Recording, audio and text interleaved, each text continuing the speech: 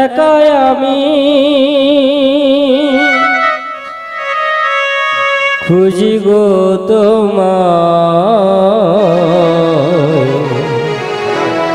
আমার হাতে ধরে পার করে নিও গো আমায় দয়াল, হাতে ধরে পার করে নিও গো আমায়। আধার জানি একাই আমি খুঁজি গো তোমায়, হাত ধরে পার করে নিও গো আমায় দয়াল, হাত ধরে পার করে নিও গো আমায়।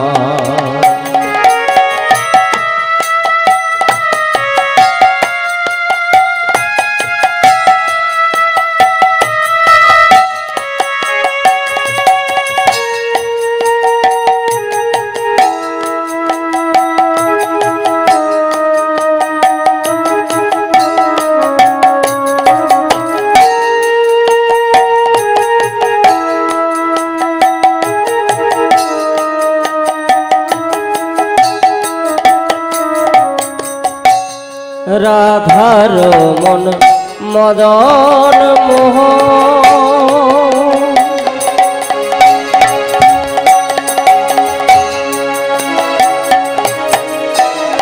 ও গো গিরিধারী, অহরহ সিধনি শুনিবে তোমারি।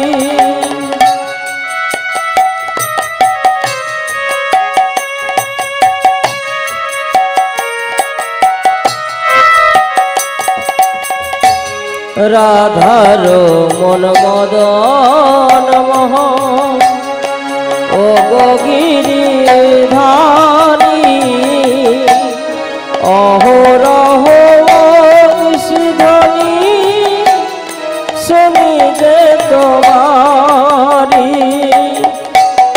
ওই চরণে অভাজনে, ওই চরণে অভাজনে চরণে যাই পায়, হাত ধরে পার করে নিও গো আমায় দয়াল, হাত ধরে পার করে নিও গো আমায়।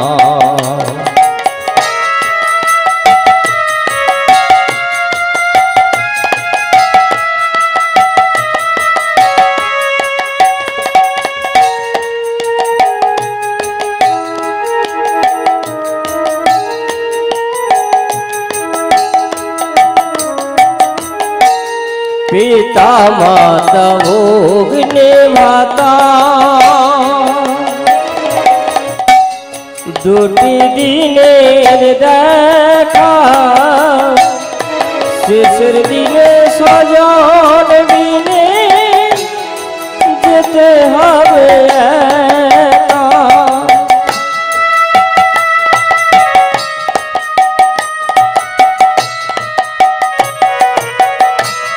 পিতা মাতা ভোগনে ভাতা, দুটি দিনের দেখা, শেষের দিনে স্বজন বিনে যেতে হবে একা।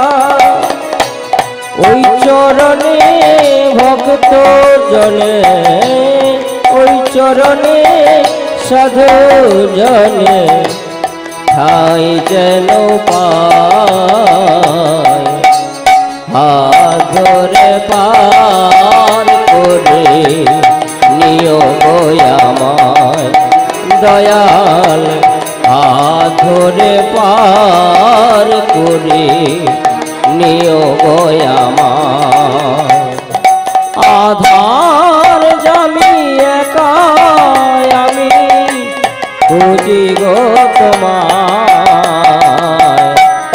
আদরে পার করে নিও গো আমায় দয়াল আদরে পার করে নিও গো আমায় দয়াল আদরে পার করে নিও গো আমায় আর কত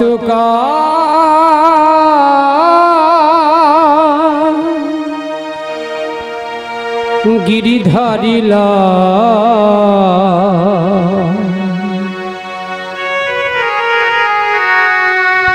আড়ালে আড়ালে রবে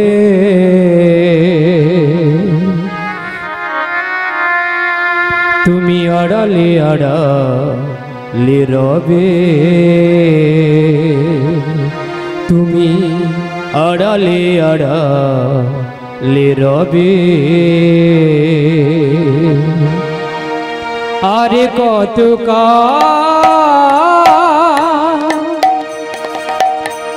গিরিধারিলা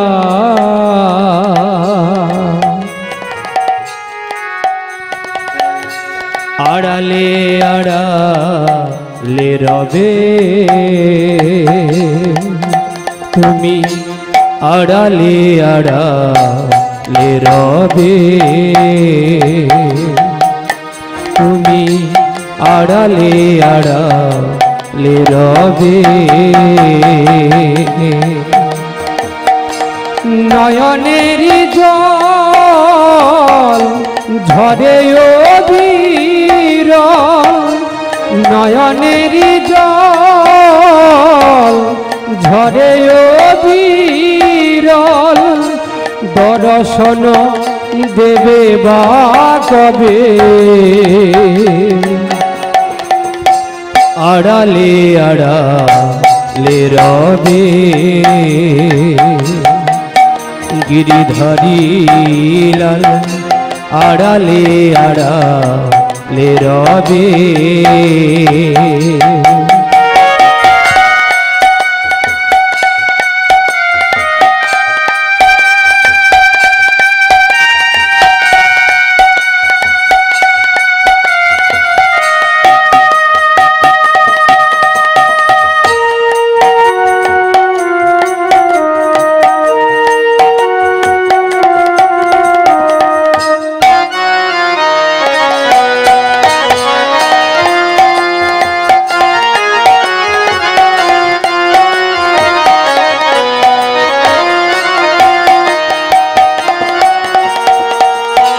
যদি নাহি দেখা দেবে ও গো নিরুদয়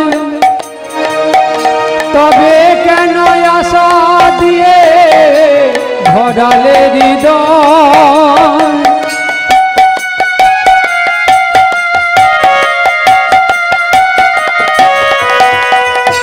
যদি নাহি দেখা দেবে ও গো দরুদয়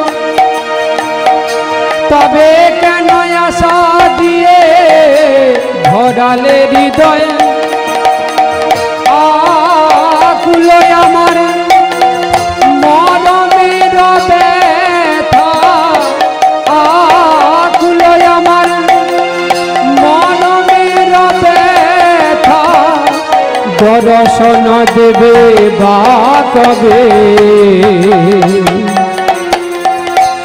আড়ালে আড়ালে রবে গিরিধারী লাল আড়ালে আড়ালে রবে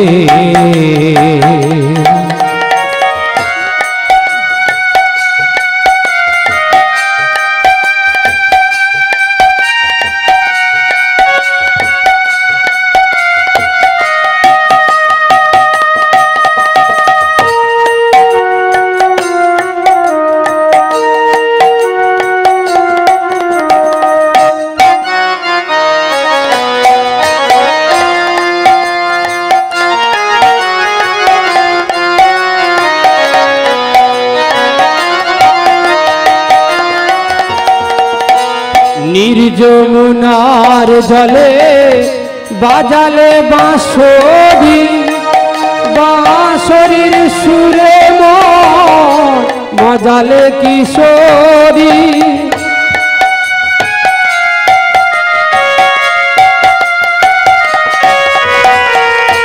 নির্যমুনার জলে বাজালে বাঁশরি বাঁশরির সুরে মজালে কিশোরী ও গো গিরিধারী গিরিধারী লাল ও গো গিরিধারী গিরিধারী লাল দর্শন দেবে বা কবে আড়ালে আড়ালে রবে গিরিধারী লাল আড়ালে আড়ালে রবে আর কতকাল গিরিধারী লাল আড়ালে আড়ালে রবে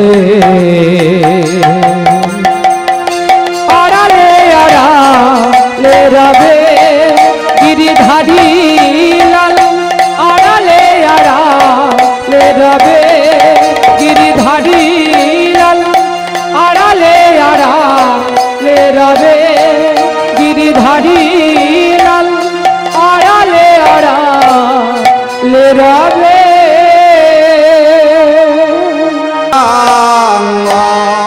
নিতাই গৌরাঙ্গ নিতাই গৌরাঙ্গ নিতাই গৌরাঙ্গ নিতাই গৌরাঙ্গ গৌরাঙ্গ নিতাই গৌরাঙ্গ জজনীতানন্দ দ্বৈত গৌরাঙ্গ জজনীতানন্দ দ্বৈত গৌরাঙ্গ জজনীতানন্দ দ্বৈত গৌরাঙ্গ জজনীতানন্দ দ্বৈত গৌরাঙ্গ নিতাই গৌরবানন্দে হরি বল।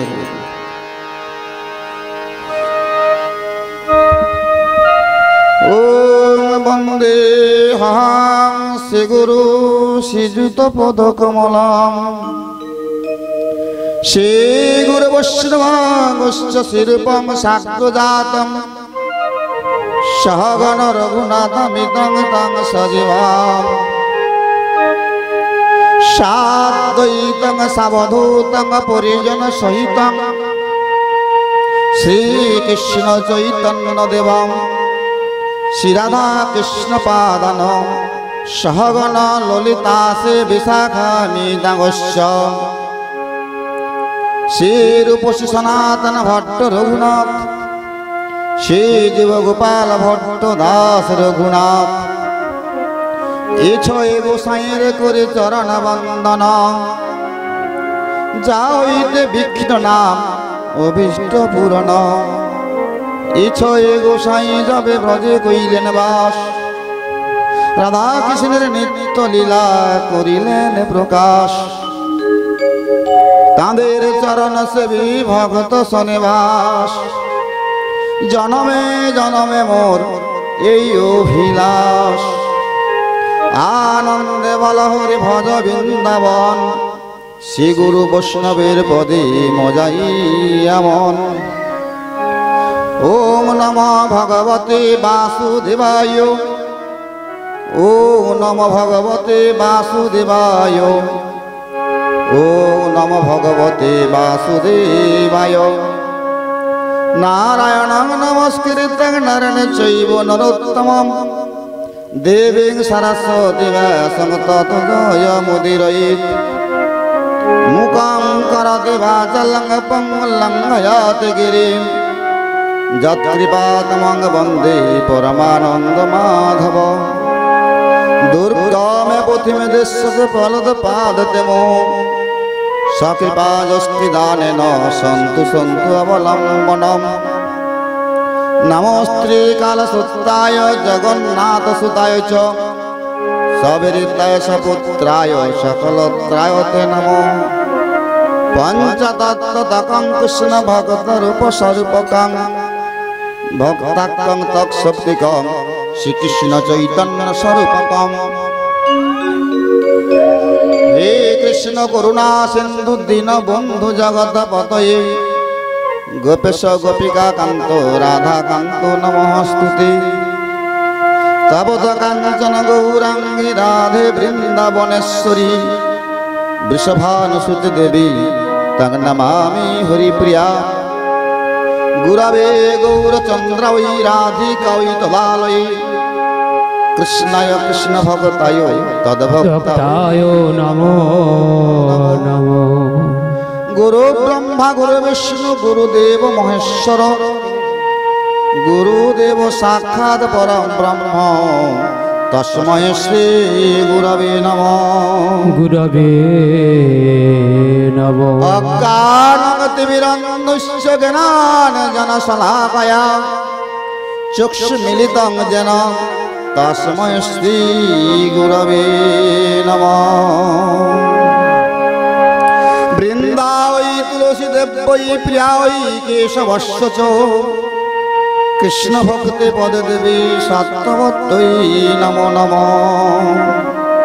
ভগবতী দানিবে দেবী বিশ্বমাধারে তোমার মতো কেহ নেই গোয়ার। নমো নমো নমো তুলসী মহারানী বৃন্দে মহারানী ভক্তি মহারানী প্রণমী চরণে তোমার। শ্রী কৃষ্ণ চৈতন্য প্রভু নিত্যানন্দ শ্রী অদ্বৈত গদাধর শিবাসাদি গৌর ভক্ত বৃন্দ। শ্রী কৃষ্ণ চৈতন্য প্রভু নিত্যানন্দ হরে কৃষ্ণ রাম শ্রী রাধে গোবিন্দ। হরে কৃষ্ণ কৃষ্ণ কৃষ্ণ হরে হরে হরে রাম রাম রাম হরে হরে। রাধে কৃষ্ণ কৃষ্ণ কৃষ্ণ রাধে রাধে রাধে শ্যাম শ্যাম শ্যাম রাধে রাধে। গুরু কৃষ্ণ কৃষ্ণ কৃষ্ণ গুরু গুরু গুরু রাম রাম রাম গুরু গুরু। বাঞ্ছা কল্পতরুশ্চ কৃপা সিন্ধুভ্য চ পতিতানাং পাবনেভ্যো সর্বেষাং সাধু গুরু বৈষ্ণব ভক্ত চরণেভ্যো নমো। নিতাই গৌরানন্দে।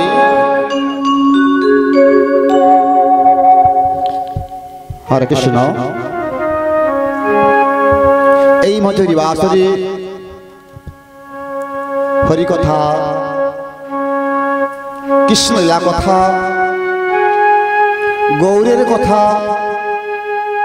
ভগবতী কথা অমৃত কথা পরিবেশনের পূর্বে আমার আরাধ্য দেবতা শ্রী শ্রী রাধাবল্লভ জিউর চরণকমলে অসংখ্য প্রণতি জানাই। ও আমার শ্রীপাঠ বর্ধমান অম্বিকা কালনা গৌরীদাস হৃদয় চৈতন্য মহাপ্রভুর চরণকমলে অসংখ্য প্রণতি জানাই। আমার শ্রীপাঠ গোপীবল্লভপুর শ্যামানন্দ প্রভুর চরণকমলে অসংখ্য প্রণতি জানাই। আমার স্বর্গীয় পিতৃদেব এবং মাতৃদেবী তাদের চরণকমলে অসংখ্য প্রণতি জানাই।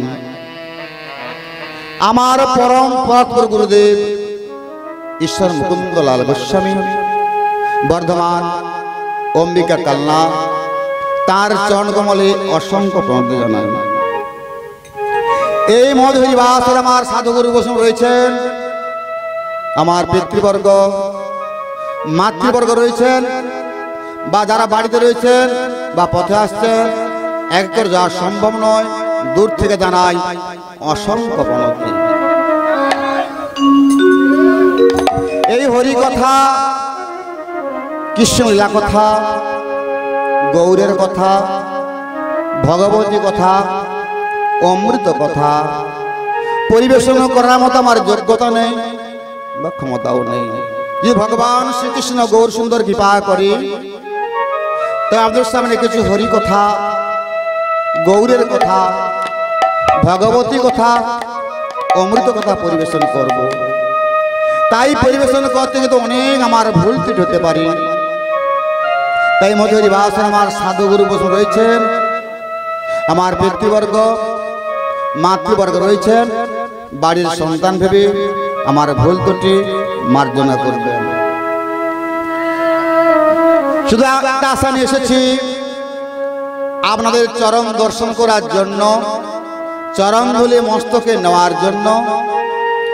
আমাদের চরণ ধুলি আমার মস্তকে প্রদান করুন।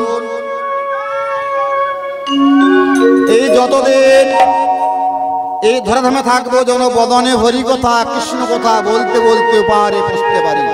নিতাই গৌর প্রেমানন্দে হরি বল হরি বল হরি বল।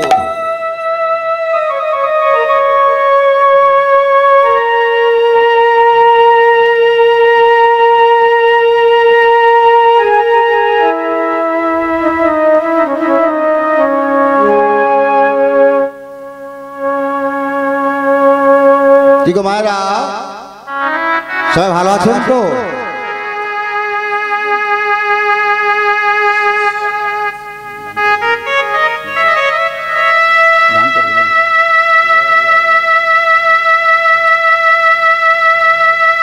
আজকে মধুরী বাসরে আমার সাধুগুরু বৈষ্ণব উপস্থিত হয়েছেন, আমার পিতৃবর্গ মাতৃবর্গ উপস্থিত হয়েছেন। আপনাদের চরণ ধরে আমাকে প্রদান করুন, আমি যেন হরি কথা কৃষ্ণ কথা পরিবেশন করতে পারি, এবং আশীর্বাদ করুন যেন আপনার সামনে এই হরি কথা কৃষ্ণ কথা বলতে বলতে আমি পারি পৌঁছতে পারি। নিতাই গৌরবানন্দে হরি বল বল। হরে কৃষ্ণ।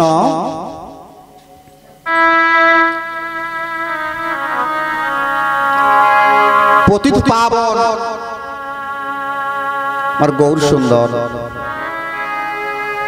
এই ধরাধামে কলিযুগ জীবকে উদ্ধার করার জন্য তিনি অবতার হয়েছেন। কোথায় না নবদ্বীপে সতী মায়ের গর্ভে তিনি অবতার হয়েছেন। জন্ম না অবতার।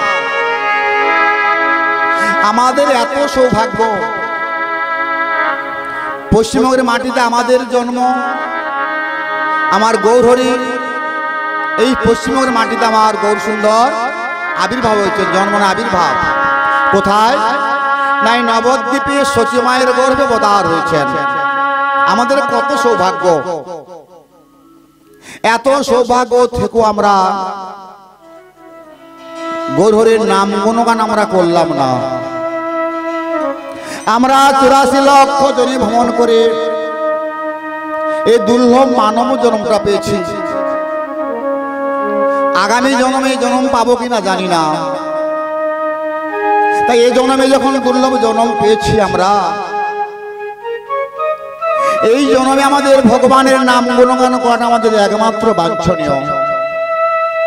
কেন মহাপ্রভু বললেন হরির নাম, হরির নাম, হরির নামই কেবল কলৌ নাস্তেব্য নাস্তেব্য নাস্তেব্য গতির অন্যথা। কলিযুগে নাম ছাড়া আমাদের আর গতি নাই, গতি নাই, গতি নাই। চারটা যুগ সত্য ত্রেতা দাপর কলি। চারটা যুগের মধ্যে শ্রেষ্ঠ যুগ হলো কলিযুগ। কেন?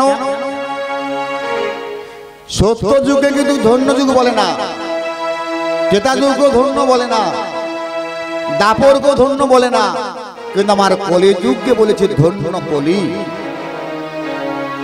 তাই ধন্য কলিতে আমাদের মহাপ্রভু অবতার হয়েছে। আমাদের কত সৌভাগ্য। তাহলে আমাদের এই কলিযুগ জীবের উদ্ধারের জন্য একমাত্র আমাদের হরিনাম ছাড়া আমাদের আর গতি নাই। তাই পতিত পাবন গৌর সুন্দর এমন সুন্দর মা ঔষধ দিয়ে গেলেন আমাদেরকে। একমাত্র মহা ঔষধ হচ্ছে হরিনাম। হরিনাম ছাড়া আমাদের আর কোনো আমাদের গতি নেই। নিতাই গৌর প্রেমানন্দে হরি বল হরি বল। যাই হোক, আমার গৌর সুন্দর এই কলিযুগে দাপর যুগে ভগবান শ্রীকৃষ্ণের 64টা গুণ নিলেন, আর কলিতে এই কলিযুগে ভগবান শ্রীকৃষ্ণ ছিলেন 64 গুণের গুণান্বিতা, আর নারায়ণ ছিলেন 60 গুণের গুণান্বিতা, আর মহাদেব ছিলেন 55 গুণের গুণান্বিতা, আর রাধারানী 25 গুণে গুণান্বিতা, আর বাকিরা গুণে গুণান্বিতা। আমার গৌহরি কি করলেন, যে দাপর যুগের ভগবান শ্রীকৃষ্ণের 64টা গুণ নিলেন, আর রাধারানী 25টা গুণ নিলেন। তাহলে কত হলো? 64 25 89। আমার মহাপ্রভু এই কলিযুগ অবতার হয়ে 89 গুণে গুণান্বিতা হলেন। দাপরে কি হলো? 64 গুণে গুণান্বিতা ছিলেন দাপর যুগে, আর আমার গৌরহরি এই কলিযুগে 89 গুণে গুণান্বিতা হয়ে গেলেন। তাই গৌর সুন্দর আমাদের রাষ্ট্রপতি। রাধে রাধে। একদিন সনকাদের এসে চতুষ্টয় বদরিকাশ্রমে দেবর্ষি নারদকে বিমর্ষ দেখে জিজ্ঞাসা করলেন। দেবর্ষি পাদকে বিমর্ষ দেখে তাকে জিজ্ঞাসা করলেন যে আপনাকে মায়া নাই পারে পরশিতে, তাহলে আপনি মলিন কেন যেতে? আমি তো একজন দেবর্ষি পাদ নারদ, আপনার এমন মনটা কেন বিমর্ষ? যাকে মায়া পরশ করতে পারে না তার মনটা কেন তো বিমর্ষ? এভাবে জিজ্ঞাসা করলেন। উত্তরে দেবর্ষি পাদ বললেন, পৃথিবী ভ্রমণের উদ্দেশ্যে, এই যে পৃথিবী, আমি ভ্রমণের উদ্দেশ্যে পুষ্কর, গয়া, কাশী, বৃন্দাবন প্রভৃতি তীর্থস্থানে ভ্রমণ করলাম, কিন্তু আমি সন্তোষ লাভ করতে পারলাম না। তাই আমার মনটা এত বিমর্ষ।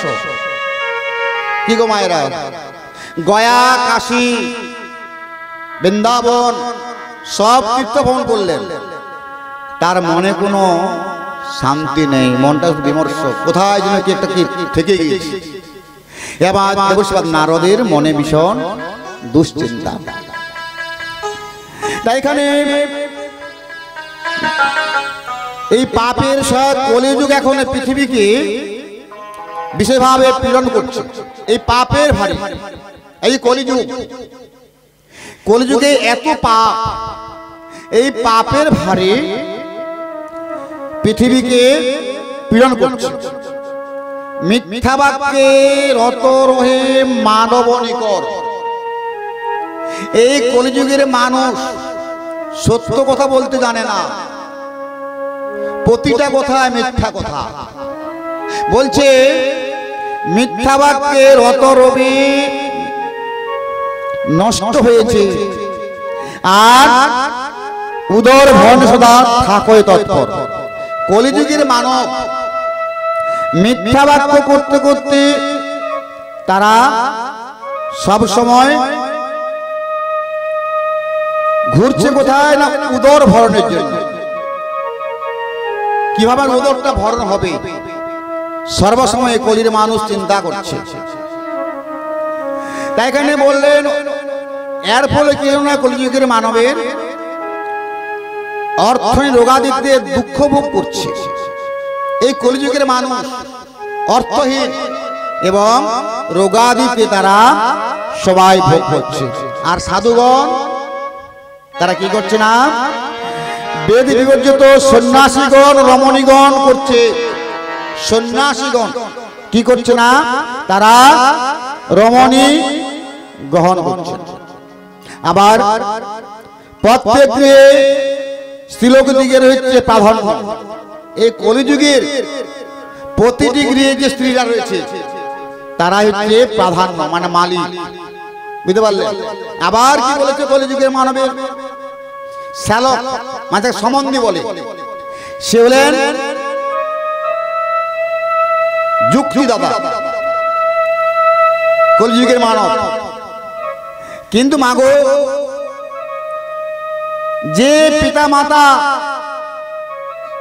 আমাদেরকে স্বর্গ বা মর্তভূমি দেখিয়েছে তাকে আমরা জানতে পারলাম না, চিনতে পারলাম না।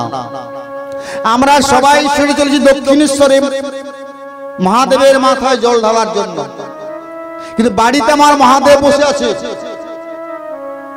তার চরণটা একবার ধৌত করলাম না, শৌচাগারে একবার জলও তুলে দিলাম না।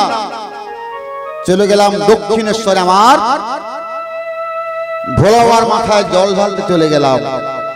মহাদেবকে জল গ্রহণ করবে? জল গ্রহণ করবে না। আসল মহাদেব বাড়িতে বসে আছেন পিতা মাতা, তার সেবা করলাম না, ছুটে চলে গেলাম কোথায় না দক্ষিণেশ্বর চলে গেলাম, তারকেশ্বর চলে গেলাম। দক্ষিণেশ্বর, তারকেশ্বর বিভিন্ন জায়গা তো মন্দির রয়েছে, সবাই চলে গেলেন। তাহলে পিতা মাতা হলো আসল তারকেশ্বর। নিতাই গৌরবানন্দেই হরি বল হরি বল। যাই হোক, এখানে কলিযুগের মানুষ বেশ্যাবৃত্তি করে নারী জীবিকার করে। এই কলিযুগের মায়েরা জীবিকা নির্বাহের জন্য তারা বেশ্যাবৃত্তি করে। আর কি করে না, অধর্মের প্রভাব বিস্তার চরাচরে, অধর্ম বিস্তার করছে চরাচরে। তাই এখানে এইভাবে কলির দোষ দেখতে দেখতে চললাম কোথায় না যমুনার তীরে। যমুনাটি কোথায় রয়েছে? বৃন্দাবনে। এই কলির দোষ দেখতে দেখতে আমার নারদ কোথায় গেলেন না বৃন্দাবনে যমুনার তীরে পৌঁছে গেলেন। নিতাই গৌরবানন্দেই হরি বল হরি বল। সেখানে আমি একটি আশ্চর্য দৃশ্য দেখলাম। নারদ ওখানে একটি আশ্চর্য একটি দৃশ্য দেখতে পেলেন।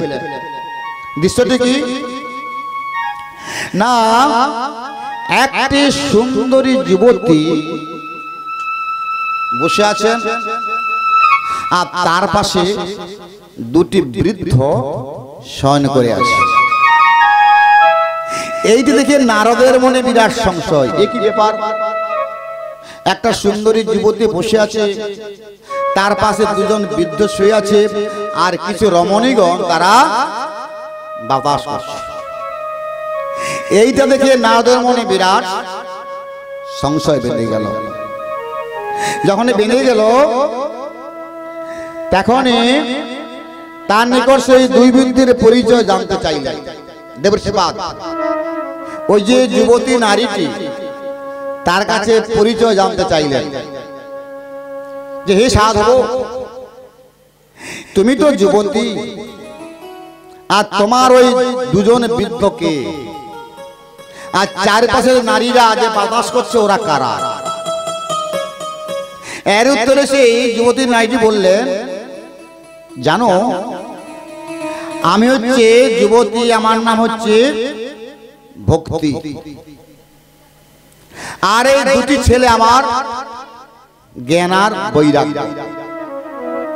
তখনই দেবর্ষিপাদ প্রশ্ন করলেন যে জানি তো মা তো বৃদ্ধা হবে, কিন্তু এখানে দেখলাম ছেলে দুজন বৃদ্ধ আর মা হচ্ছে যুবতী, এর কারণটা কি? এই কথা দেবর্ষিপাদ নারদ সেই ভক্তি দেবীকে প্রশ্ন করলেন। উত্তরে সেই নারী বললেন, আমি ভক্তি ও জ্ঞান বৈরাগ্য নামে আমার এই দুই পুত্র কালবশ, এই যে কালবশ, এই কালবশে আমি এই কালবশে জরাগ্রস্ত হয়েছি। এই যে কলির যে কাল, কলির তাড়না পাপ, এই পাপে দুজন জরাগ্রস্ত হয়ে তারা বৃদ্ধ হয়ে রয়েছে। আর তাই আমার বৈরাগ্য নামে আমার ওই দুই পুত্র। অতএব আমি মাতা হয়ে যুবতী, আর আমার দুজন পুত্র তারা বৃদ্ধ। কেন? কালের বশে।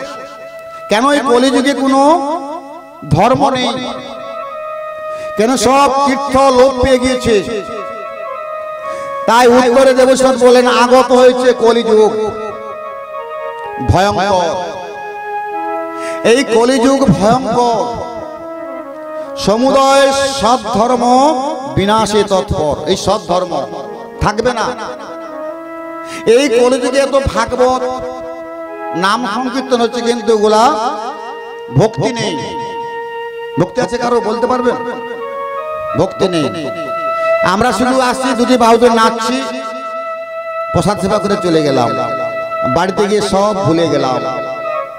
এটা হচ্ছে কলির দোষ।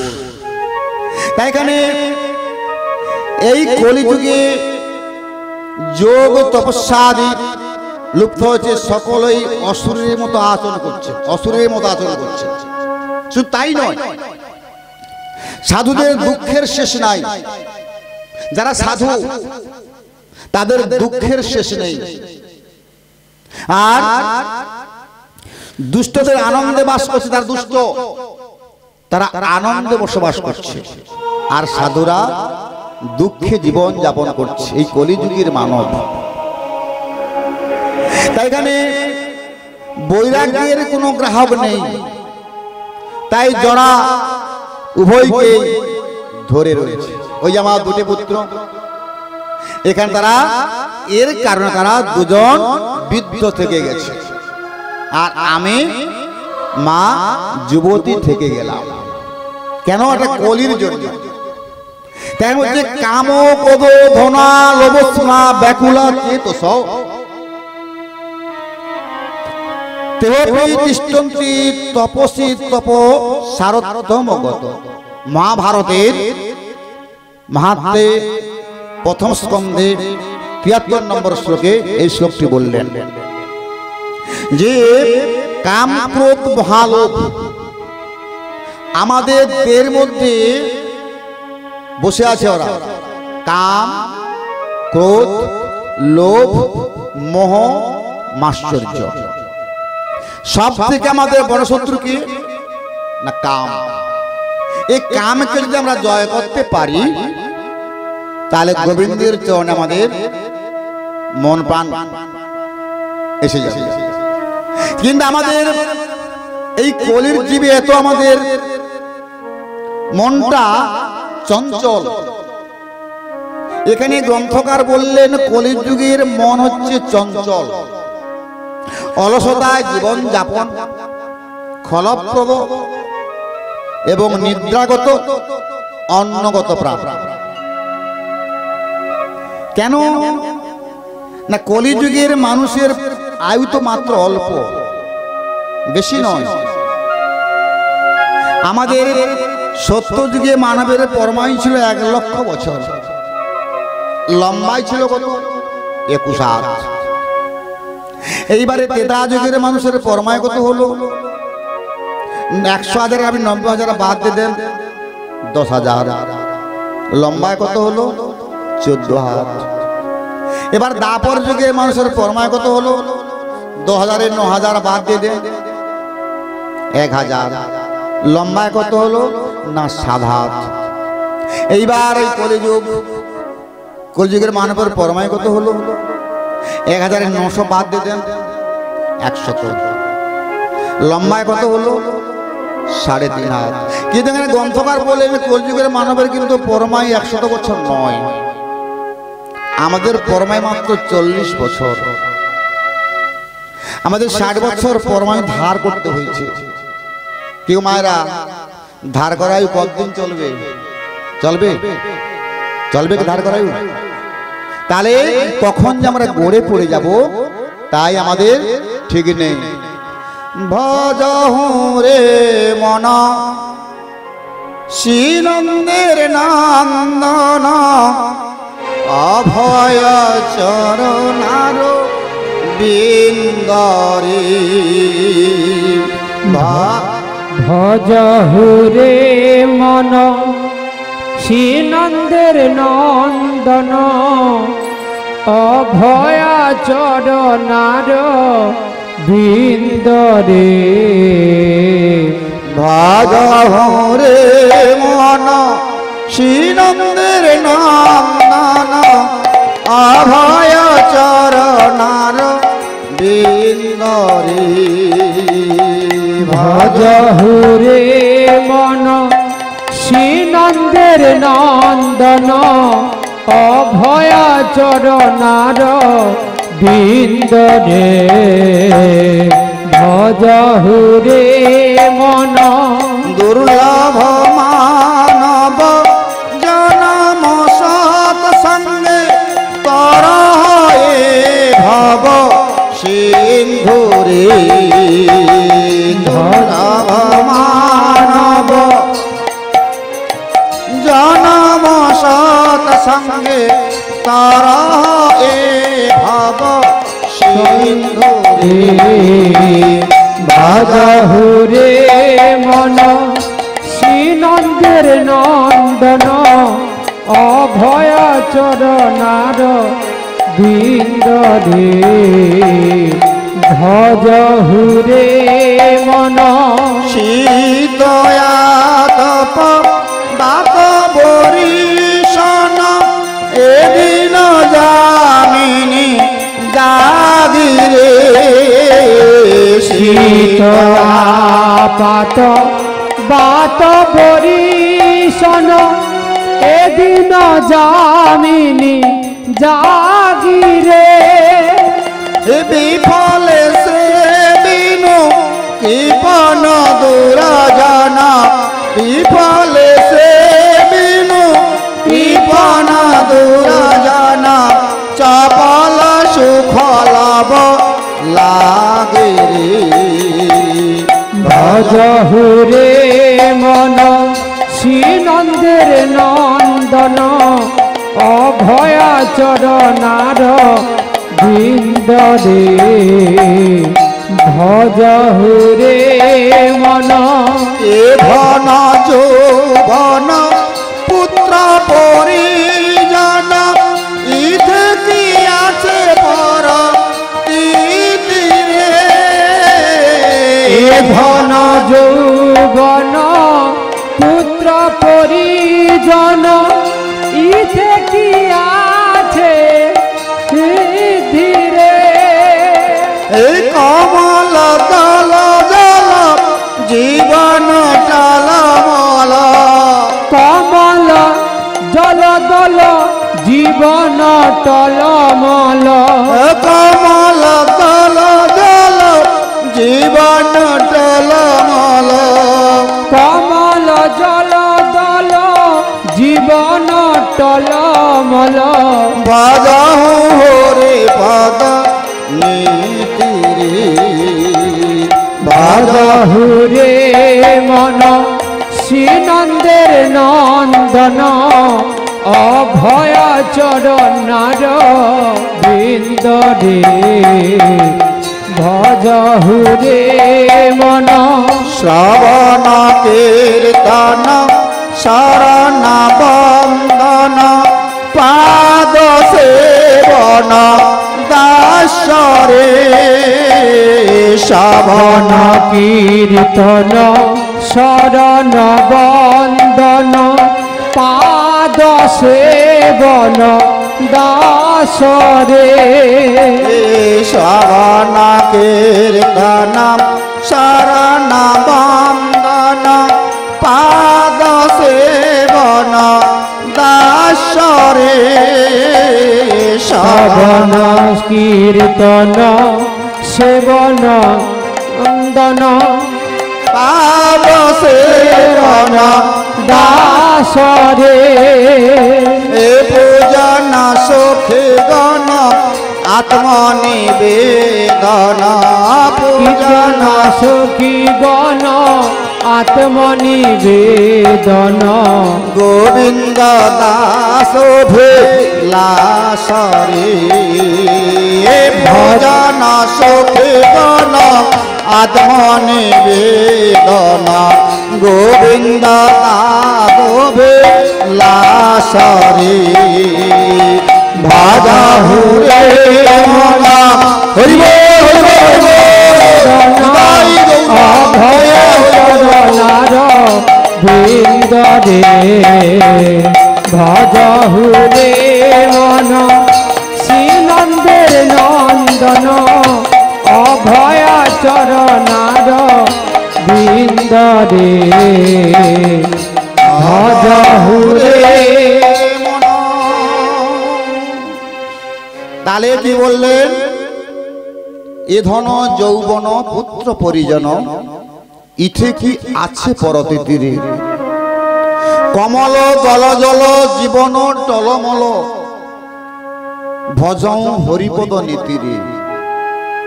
আমাদের কলিযুগের মানবের পরমায় মাত্র 40 বছর, তাহলে আমাদেরকে 60 বছর পরমায় ধার করতে হয়েছে। ধার করা কতদিন চলবে আমাদের?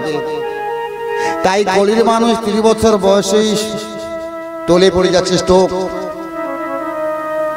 আমরা এই কলিহত জীব, আমরা যখন মায়ের গর্ভে ছিলাম, পঞ্চম মাসে পঞ্চামৃত প্রসাদ পাওয়ার পরে সন্তানটা মায়ের গর্ভে নাড়াচাড়া দিচ্ছে। ষষ্ঠম মাস, সপ্তম মাস, অষ্টম মাসে গিয়ে সন্তানটা একদম পরিপূর্ণ হয়ে গেছে। এইবার সন্তানটা মায়ের গর্ভ থেকে পরমাত্মাকে বলছে, পরমাত্মা আমি আর মায়ের গর্ভে থাকতে পারছি না। কেন না, মায়ের গর্ভে কত মল মূত্র, কত তিতো টক রয়েছে, আমি তার মধ্যে ডুবে রয়েছি, আমাকে পারাপার করে দাও। এইবার পরমাত্মা জীবাত্মাকে বলছে আমি পারাপার করব। ওখানে গেলে অনেক কর্ম আছে, সেই কর্মগুলা করতে হবে। নাকি কর্ম? প্রথমত গিয়ে পিতামাতার সেবা করতে হবে, তারপরে সাধু গুরু বৈষ্ণবের সেবা করতে হবে, তারপরে ভগবানের সেবা করতে হবে, জগৎবাসীর সেবা করতে হবে। তখন জীবা বলছি, দেখো প্রভু আমি অত সব কর্ম করতে পারবো না, আমি মায়ের গর্ভে থেকে যাবো। তাই গৌরবানন্দে হরি বল। এইবার পরমা বললেন, তুমি যে মায়ের গর্ভে থাকবে গো, যখন 10 মাস পূর্ণ হয়ে যাবে, তুমি যদি না প্রসব হও, মা মারা যাবে আর তুমিও মারা যাবে। তাহলে নারী একটা মহাপাপ হয়ে যাবে, তুমি আরো নরকে তুমি ডুবে পচে মরবে। তখনই জীবাত্মা বলছে, প্রভু তাহলে আমাকে পারাপার করে দাও। এইবার পরমাত্মা চেপে ধরলেন, তা আমি তোমাকে পারাপার করে দেব। আমি যে কর্মগুলো বলেছি কর্মগুলো তুমি করবে তো? না আমি করব করব করব। তাহলে মায়ের গর্ভে পরমাত্মার সঙ্গে জীবাত্মার তিসত্ব হয়ে গেল। নিতাই গৌরবানন্দে হরি বল হরি বল। এইবার সন্তানটি যখন 10 মাসে যখন মায়ের গর্ভ থেকে প্রসব হয়ে গেলেন, হওয়ার সঙ্গে সঙ্গে সন্তানটা বসুমাতাকে স্পর্শ করার সাথে সাথে কান্নাকাটি করছে। অনেক মায়েরা বলছে সন্তানটা মায়ের গর্ভে কত ক্ষুধা তৃষ্ণায় থেকেছিল, ওর বদনে একটু মধু দাও, একটু স্তন দাও। কিন্তু না গো মা, ওই সন্তানটা মধু খাওয়ার জন্য কাঁদে না, স্তনপান করার জন্য কাঁদে না। কেন কাঁদছে? যে মায়ের গর্ভে যে কথাটা হয়েছিল ভগবানের সাথে, এই বসুমাতাকে স্পর্শ করার সাথে সাথে সব ভুলে গিয়ে মায়া জালে পড়ে গিয়েছে। আসিলাম মহিদলে, বিপদ যে বাড়ালে, এখন কি দশা হবে? এই চিন্তা করতে করতে সন্তানটা খেলাধুলা করতে করতে বিদ্যা শিক্ষা করতে করতে যখন বয়স 21 হয়ে গেল, আমার বাবা মা সুন্দর লাল টুকটুকে চোখ বৌমা করে দিলেন। তাহলে 2 হাত ছিল, আর কত হলো? 2 হাত 4 হাত হয়ে গেল। একটি ছেলে এলো 6 হাত, একটি মেয়ে হলো কত? 8 হাত। এই 8 হাতকে লালন পালন করতে করতে আমার বয়স হয়ে গেল 40 বছর। ওই 40 বছর গাধার মতো শ্রম করতে করতে জীবন অবসান। গাধাটা বলছি যে 84 লক্ষ দিন ভ্রমণ করে মনুষ্য কুলে জন্মগ্রহণ করে আমার মতো শ্রম করছে, আমি আমার 20 বছর আয়ু আমার দান করে দিলাম। নিতাই গৌরবানন্দ হরি বল। তাহলে কত হলো? 40 কুড়ি কত হলো? 60 বছর। এবারে 60 বছর বয়সে আমাদের বার্ধক্য বয়স নাকি? তখন চলতে ঘুরতে পারছি না, কর্ম করতে পারছি না, আমরা দুয়ারে জেগে বসে আছি, কখন আমার সন্তান 2টো পয়সা দিবে। কার মতো না কুকুরের মতো জেগে বসে আছি। কি গো মায়েরা, কুকুর কোথায় জাগে? দুয়ারে কি কুকুর জাগে? ভাগাড়ে জাগে। কিন্তু আমরা সেই কুকুরের মতো জেগে বসে আছি। তখন কুকুরটা বলছে, আমার মতো যখন দুয়ারে জেগে বসে আছে, আমার 20 বছর আয়ু আমি দান করে দিলাম। তাই গৌরবানন্দ হরি বল। তাহলে কত হলো?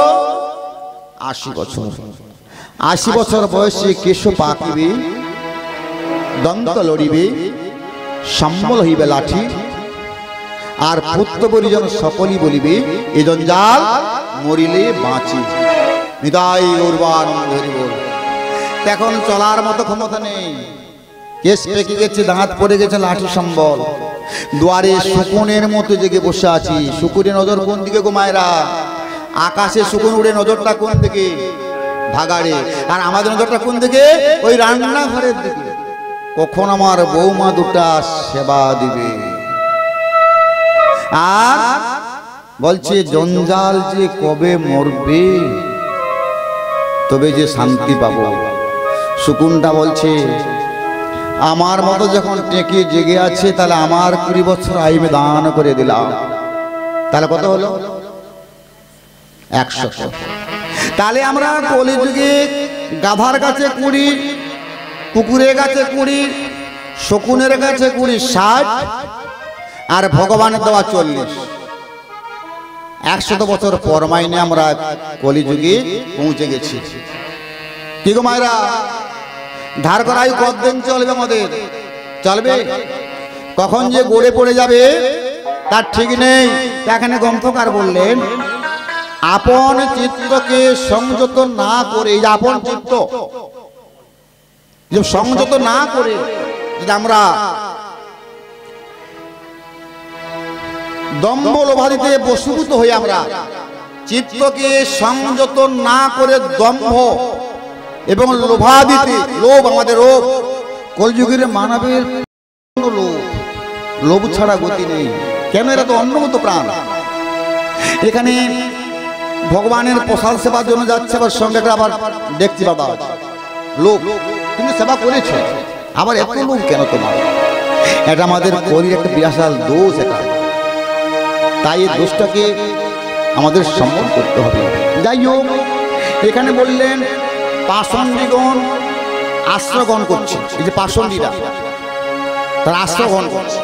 আর শাস্ত্রাভ্যাস না থাকায়, শাস্ত্রাভ্যাস, আমরা শাস্ত্র শ্রবণ করছি, অভ্যাস আমাদের নাই। তার কি হবে? বহু যদি জন্মের পূর্বজন্ম অর্জিত থাকে, আমরা এই ভাগবত আসনে বসে ভাগবতী কথা শ্রবণে আমাদের মন প্রাণ যাবে, নাহলে যাবে না। বহু পূর্বজন্ম যদি স্বীকৃতি থাকে, তবে গিয়ে এই ভগবানের নাম গুণকীর্তন আমরা শ্রবণ করতে পারবো। নিতাই গৌরবানন্দে হরি বল, হরি বল। এখানে বললেন অতিশয় দক্ষতারা পুত্র উৎপাদনে। এই কলিযুগের মানুষ শুধু পুত্র উৎপাদনের জন্য দক্ষতারা, কি হয় পুত্রটাকে উৎপন্ন করবো আমরা, আর কবু নাই চেষ্টা করে মোক্ষের সাধনে। মোক্ষ মানে প্রধান পদ, যে প্রধান পদ কোনটি কলিযুগের, সেদিকে আমাদের নজর নেই। আমরা শুধু পুত্র উৎপাদনের জন্য আমরা সবসময় আমরা চেষ্টা করছি। এখানে গ্রন্থকার বললেন সম্প্রদায় সব অনুগত, বৈষ্ণব বর্তমানে প্রায় দেখাই যায় না। এই সম্প্রদায় বৈষ্ণব কি আছে? আছে বৈষ্ণব। তাহলে এই কলিযুগে বৈষ্ণব অনেক আছে। তারা কি বৈষ্ণব? কপট বৈষ্ণব। কপট বৈষ্ণব কিরকম কপট?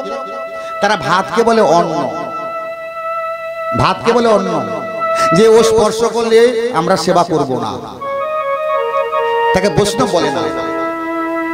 বৈষ্ণব তৃণদপি সমীচীন, তৃণ মানে ঘাস, ঘাসের উপরে চললে ঘাস কিছু কথা বলে, সে কিছু কথা বলে না। তাহলে এরকম আমার বৈষ্ণবের গুণ থাকাটা আমাদের প্রয়োজন, বৈষ্ণব মাত্র। তাহলে কলিযুগে বৈষ্ণব দেখা যায় না। নিতাই গৌরবানন্দে হরি বল হরি বল।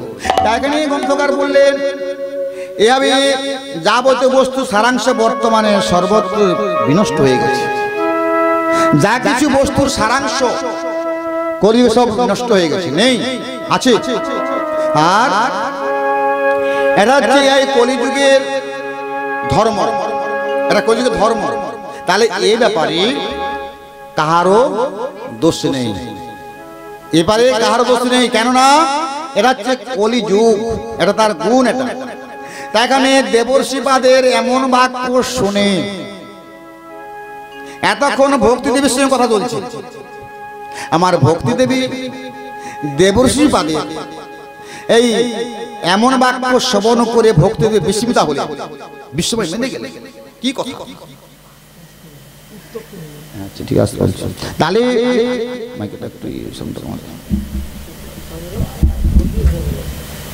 তাহলে আমার ভক্তি দেবী তিনি বিস্ময় মেনে গেলেন যে আমি দেবর্ষিপাদের এমন বাক্য শ্রবণ করে আমি বিস্মিত মেনে গেলাম।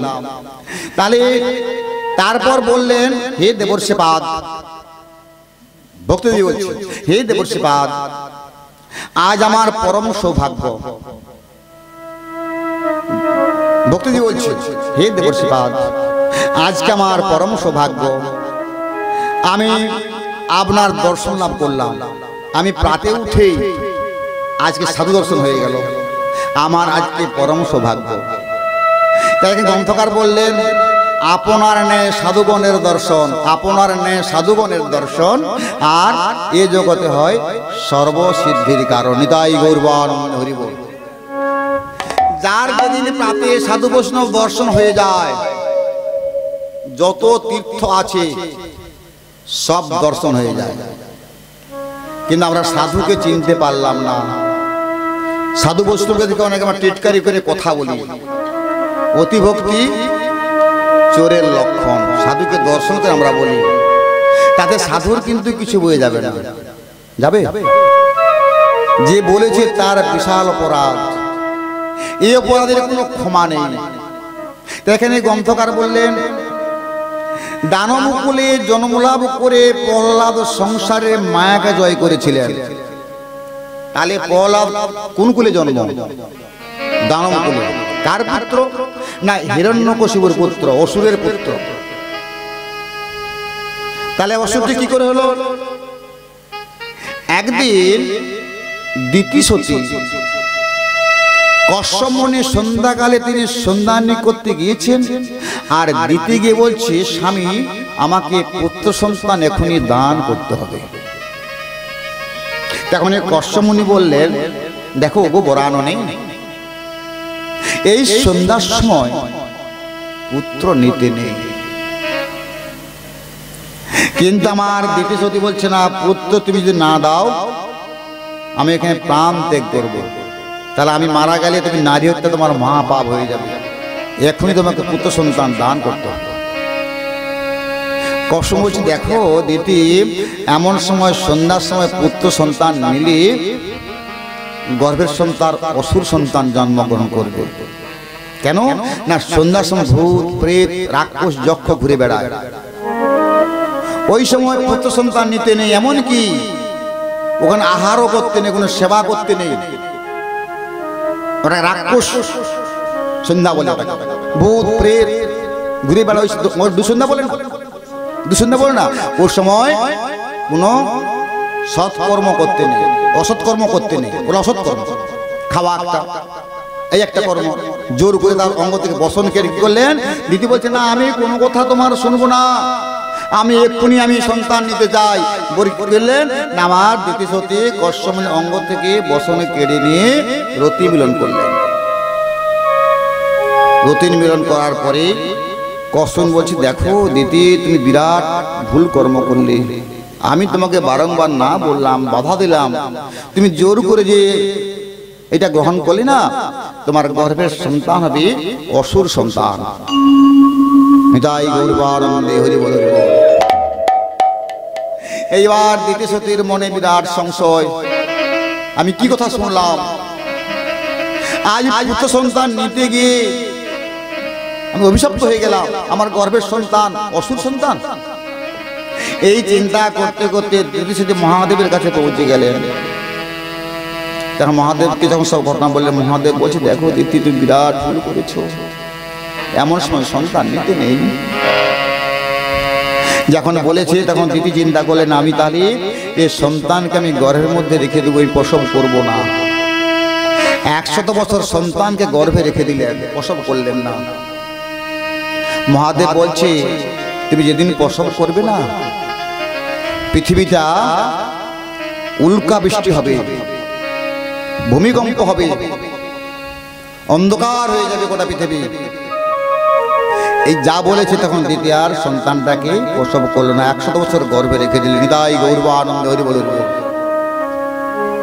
এইবার মা কমলা বলছে ভগবান বিষ্ণুকে, প্রভু আজকে পৃথিবীর এমন দুর্দশা কেন, উল্কাপাত হচ্ছে, ভূমিকম্প হচ্ছে,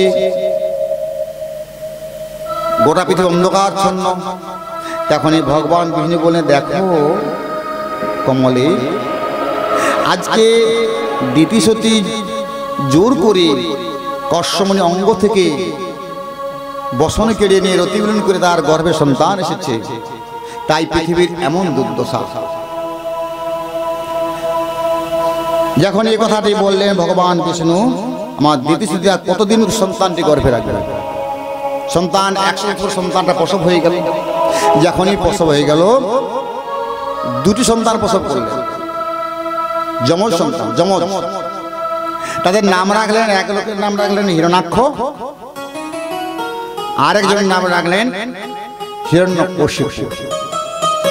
এইবার তারা অসুর, ভগবান বিদ্বেষী, তারা ভগবানকে দেখতে পেলে মার মার কাট কাট এই করতে করতে এবারে আমার হিরণ্যাক্ষকে বধ করলেন ভগবান বিষ্ণু। যখনই বধ করেছে তখন হিরণ্যকশিপু রেগে একবারে টকবক, আমার ভাইকে মেরেছে, আমি এর প্রতিশোধ নেব। তখনই করলেন হিরণ্যকশিপু চলে গেলেন কোথায়, গভীর অরণ্যে, যে এমন স্তব করছে অমরত্ব নেওয়ার জন্য। ব্রহ্মা ছুড়ে চলে গেলেন বর দর, চলে গিয়ে হিরণ্যকশিপু বলছে, তোমার আমি ধ্যানে মগ্ন, আমি তোমার ধ্যান শুনে তোমার ধ্যানে খুব সন্তুষ্ট হয়েছি, বর চেয়ে নাও। তখন হিরণ্যকশিপু বলছে, বর দিতে যা, অমরত্ব বর আমাকে দাও। নিতাই গৌরবানন্দে হরি বল। আমার জন্য মৃত্যু জলে স্থলে না মৃত্যু হয়, হ্যাঁ তোমার জলে স্থলে মৃত্যু হবে না, আশীর্বাদ দিয়ে দিলেন। এইবার হিরণ্যকশিপু আনন্দে ছুটছে, অমরত্ব পেয়ে গেছে।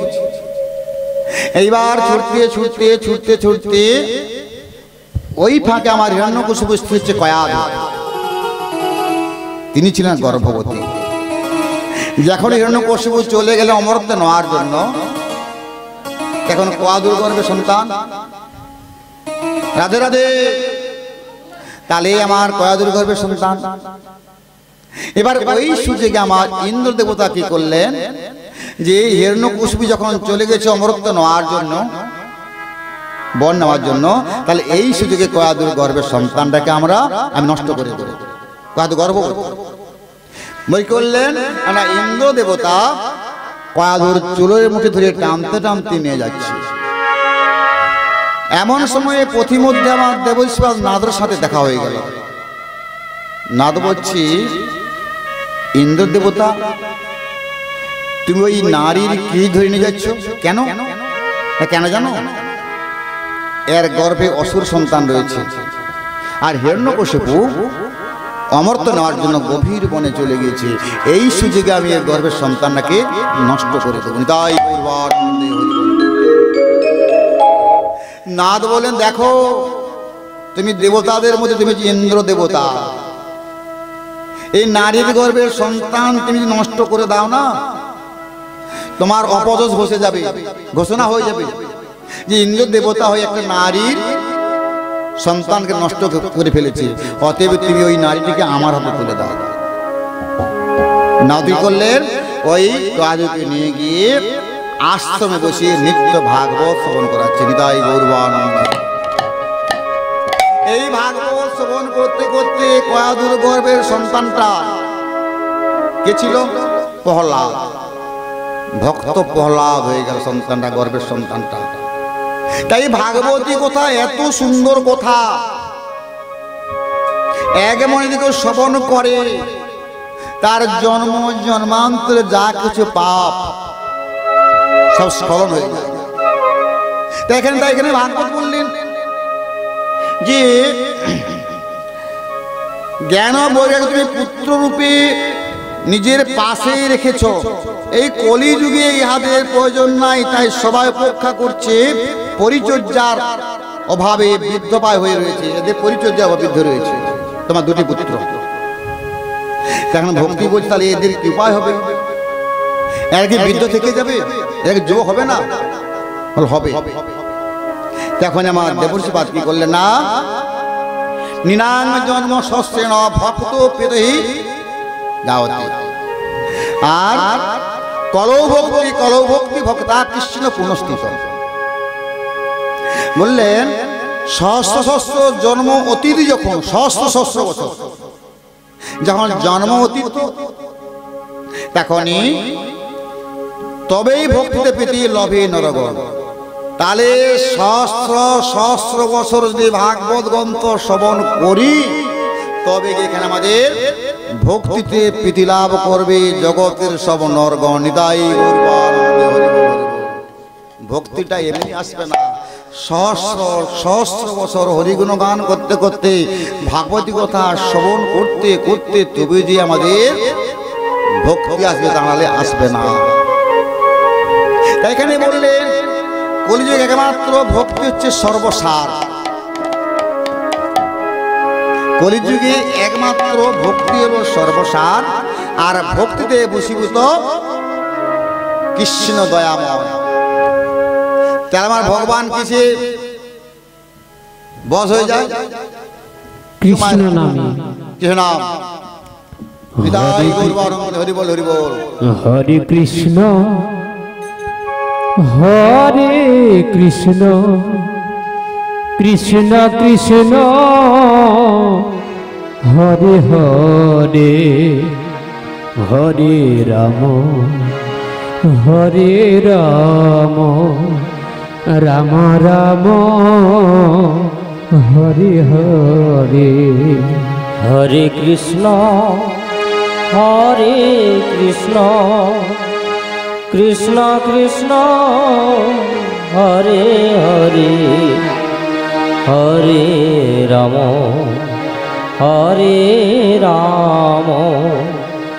রাম রাম হরে হরে।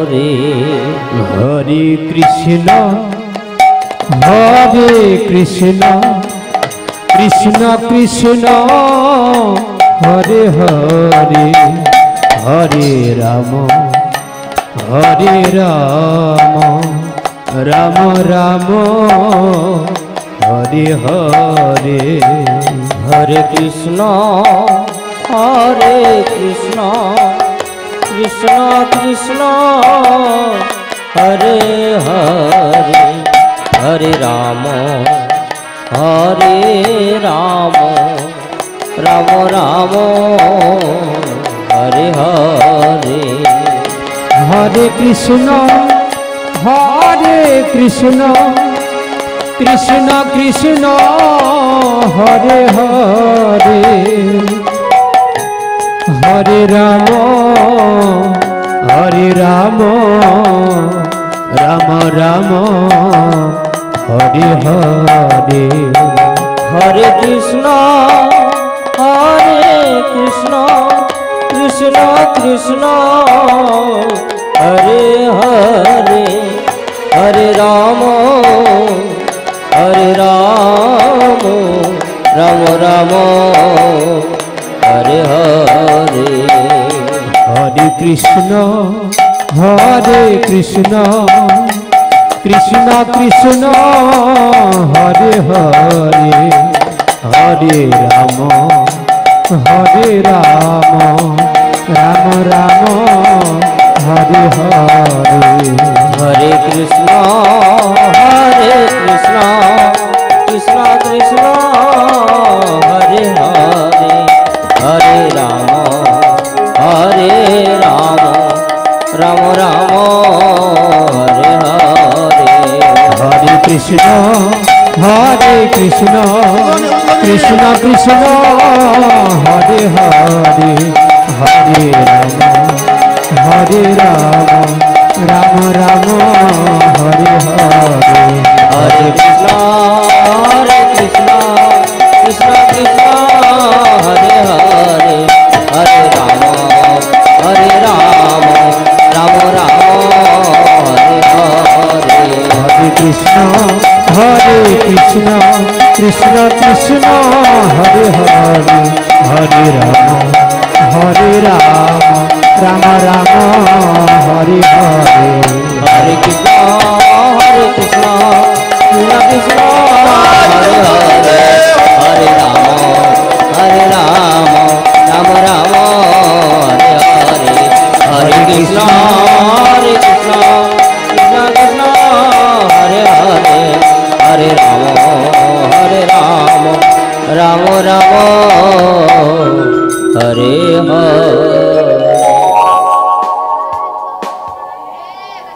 তখনই দেবর্ষি বাদ নারদ কি করলেন, সেই জ্ঞান বৈরাগ্যকে যমুনার তীরে নিয়ে চলে গেলেন।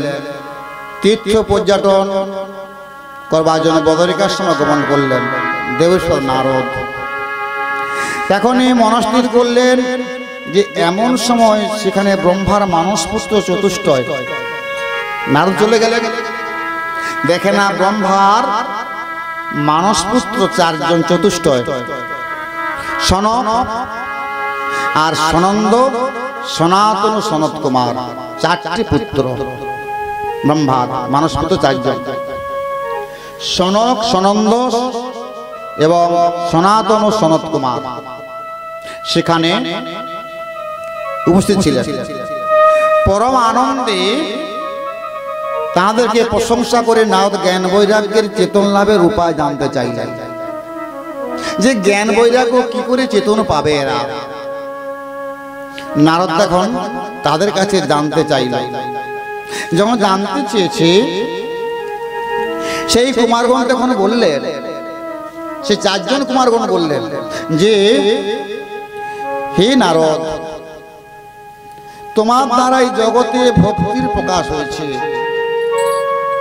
তাহলে নারদের দ্বারা ভক্তির প্রকাশ হয়েছে, অতএব অবশ্যই তোমার অভিলাষ পূর্ণ হবে। এই চারজন ব্রহ্মার পুত্র চারজন বললেন, তোমার যে মনের অভিলাষ তোমার পূর্ণ হবে এবং তোমার উদ্যমটা কোনোদিন বৃথা যাবে না। নিতাই গৌরবানন্দ হরি বল। এই কথাটি ব্রহ্মার মানস পুত্র চারজন নারদকে বললেন, তুমি যে উদ্যম নিয়ে চলেছ তোমার উদ্যমটা বৃথা যাবে না। যখন চারজন এই কথা বললেন, তখনই চান্দ্রায়ণ আদি তপযজ্ঞ, অগ্নিহোত্রাদি, দুর্বাযজ্ঞ, সমাধি প্রভৃত যাগযজ্ঞ, সাধ্যায় প্রভৃতি জ্ঞানযোগ বহুত রয়েছে, কিন্তু এই সকলের দ্বারা কেবল স্বর্গাদি লাভ হয়। কি বললেন? চন্দ্রায়ণ পাশ্চিত্য যত কিছু যজ্ঞ স্বর্গাদি ভোগ হয়, কিন্তু মানবের কল্যাণ হবে না। তাহলে কি হবে না? একমাত্র মানবের কল্যাণ হচ্ছে কিনা জ্ঞান যজ্ঞ। জ্ঞান আগে আচরণ, তারপরে কি হবে? জ্ঞানটা এমনি আসবে, আচরণ জ্ঞান তার ভক্তি। তাহলে আর জ্ঞান যজ্ঞটা সবচেয়ে বড় যজ্ঞ। আর ভক্তি জ্ঞান বিরাগানাং তদ হোসেন বলং মহৎ। কি বললেন না? ভক্তি জ্ঞান বিরাগানাং তদ হোসেন বলং মহৎ। আর বজস্যাতি দায় কষ্টং সুখং ভক্তে ভবিষ্যতি। এই শ্লোকটি বললেন, তার অর্থ হলো যে শ্রীমদ ভাগবত, এই শাস্ত্র মহাপুরাণ, এই শ্রীমদ ভাগবত শাস্ত্র যে মহাপুরাণ, যে কীর্তি করেছে, কলিযুগে কীর্তি রয়েছে, তাহলে জ্ঞান ভক্তি বৈরাগ্যের সামর্থ্য বর্ধিত হবে। যে জ্ঞান বৈরাগ্য কেন? তার মা যুবতী আর দুটি বৃদ্ধ, দুটি পুত্র। তাহলে এর উপায়টি কি হবে? তাহলে কি একমাত্র কে করতে পারে উপায়? একমাত্র শ্রীমদ ভাগবত মহাপুরাণ। নিতাই গৌর আনন্দ হরি বল, হরি বল। এছাড়া কারো ক্ষমতা নেই। তো এখানে ভাগবত বললেন জ্ঞান বৈরাগ্যের হবে দুঃখের মোচন, আর ভক্তি দেবী উল্লসিত হবেন তখন। এই ভাগবতী কথা শ্রবণ করলে জ্ঞান বৈরাগ্যের মুক্তি হবে, আর তখনই এবং দুঃখের মোচন হবে, আর তখন আমার ভক্তি দেবী উল্লসিত হবে। তাই এখানে বললেন সিংহের গর্জন শুনে যেমন অন্য সকল জন্তুরা ভয়ে পালিয়ে যায়, গভীর বনে কে থাকে সিংহ, তাহলে সিংহের গর্জনে যেমন বনের অনেক পশু ভয়ে পালিয়ে যায়, তেমনি আমার এখানে ভাগবত বললেন যে তেমনি ভাগবতের ধ্বনির শ্রবণে, এই যে ভাগবতের ধ্বনি এর শ্রবণে, ভাগবতের ধ্বনির শ্রবণে কলির সকল দোষ বিনাশ হয়ে যায়। তাই গৌর আনন্দ হরি বল, হরি বল। কি বললেন? বনের সিংহের গর্জনে যেমন জন্তুরা ভয়ে পালিয়ে যায়, তেমনি আমার এই ভাগবতের ধ্বনিতে জন্ম জন্মান্তরে যা কিছু পাপ আমাদের সব স্খলন হয়ে যায়। তখনই জ্ঞান বৈরাগ্যের সাথে ভক্তি দেবী মিলিত এই জগতে প্রত্যেক ঘরে প্রেমরসে প্লাবন করবে। তখন যখন তাদের দুঃখ চলে যাবে, আমার এই ভক্তি দেবী দুটি পুত্র জ্ঞান বৈরাগ্য নিয়ে প্রতি বাড়িতে বাড়িতে ঘুরে ফিরে কি করবে না, তিনি সেই জীবের অন্তরে ভক্তিদেবী ক্রীড়া করবে। প্রতিটি জীবের অন্তরে আমার ভক্তিদেবী ক্রীড়া মানে খেলা করবে ভক্তিদেবী। তাই এখানে কি বললেন গ্রন্থকার? যে কুমারগণ বললেন যে সকল বেদ শাস্ত্র উপনিষদের সারভাগ ভাগবতী কথা, যতগুলি পুরাণ আছে মোট 18টা পুরাণ আছে। 18টা পুরাণের মধ্যে সর্বশ্রেষ্ঠ পুরাণ কোনটি না? শ্রীমদ ভাগবত, এই মহাপুরাণ। এই যে মহাপুরাণ শ্রীমদ ভাগবত, যত গ্রন্থ রয়েছে তার মধ্যে এই শ্রেষ্ঠ গ্রন্থ হচ্ছে মহাপুরাণ। এই পুরাণ যে শ্রবণ করে কলির জীব, তার কি বললেন? তাহলে এই কলিযুগে ধরাধামে এই ভাগবত আবির্ভূত হয়েছে। সেখানে ভাগবত বললেন, তাই ভাগবতী কথা বেদ হতে ভিন্ন। এই ভাগবতী কথা 17টা বেদ রয়েছে, তার মধ্যে এই ভাগবত হচ্ছে সর্বশ্রেষ্ঠ। সেখানে বলছে কিন্তু তার ফল রূপে শ্রেষ্ঠতায় গণ্য, শ্রেষ্ঠ কথা। এই ভাগবত তো অমৃত, অমৃত আমাদের পান করতে হবে। এখানে ভাগবত বললেন যেমন আমরাদের বৃক্ষ সর্বরসময় হয়েও আস্বাদন হয় না। একটা আম গাছ, আম গাছে আম হচ্ছে নাকি প্রিয় মায়েরা? আম গাছে আম হচ্ছে। আচ্ছা, আম গাছে যদি এমনি আমের ডালে যদি চাপলা মারেন, আমের স্বাদ কি পাবেন? তাহলে কি এখানে ভাগবত করলেন যে আমরা বৃক্ষে যদি সর্বময় হয়েও আমার স্বাদ না, আমরা স্বাদ না পাই, আমরা স্বাদ না পাই, তাহলে সেই রস ফলাকারে পরিণত হলে আসাধ্য হয়, ফল যখন গাছে ফলবে, আম গাছে ফল যখন হবে তখনই আমের স্বাদটা আগে আমরা পাবো না। যাই গৌর আনন্দ হরি বল হরি বল। তেমনি ভাগবত বললেন দুগ্ধে ঘিত আছে, দুগ্ধে ঘিত আছে, কিন্তু ঘিয়ের কি স্বাদ পাবো দুগ্ধে? তাহলে আমার দুগ্ধকে আগে দই বসাতে হবে, মাখন তুলতে হবে, তুলে তারপরে ঘি প্রস্তুত করলে তখনই ঘিয়ের স্বাদ পাবো।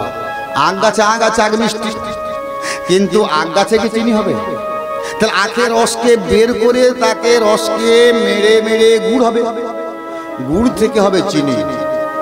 তদ্রূপ এখানে বলছি যতগুলা বেদ আছে তার মধ্যে সর্বশ্রেষ্ঠ বেদ হচ্ছে ভাগবত কথামৃত। কলিযুগের একমাত্র মহাঔষধ হচ্ছে শ্রীমদ্ ভাগবত মহাপুরাণ।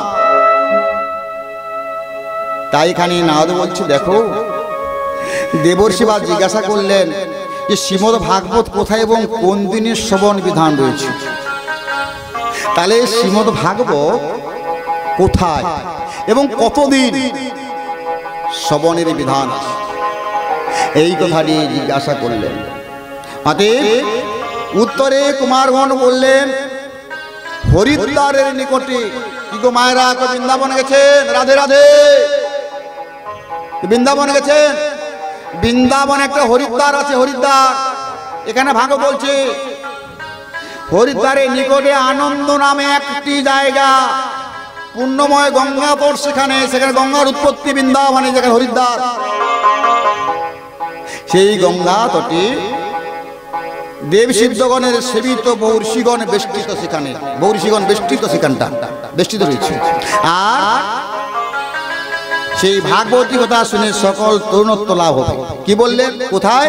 তাহলে তোমার ওই যে দুজন যে বৃদ্ধ পুত্র, তুমি যুবতী আর তোমার দুটি পুত্র যে বৃদ্ধ, তাহলে একমাত্র তোমার দুটি পুত্র বৃদ্ধ থেকে মুক্তি পাবে কবে? না হরিদ্বারে গিয়ে ওই গঙ্গা তটে যদি ভাগবতী কথা শ্রবণ করে, তবে কি তোমার ওই দুটি পুত্র আর বৃদ্ধ থাকবে না, ওরা যুবক হয়ে যাবে। তাই গৌর আনন্দ হরি বল হরি বল। তাহলে ভাগবতী কথা এত মধুর কথা, বৃদ্ধকেও যুবক করে দিতে পারে। এখানে বললেন যে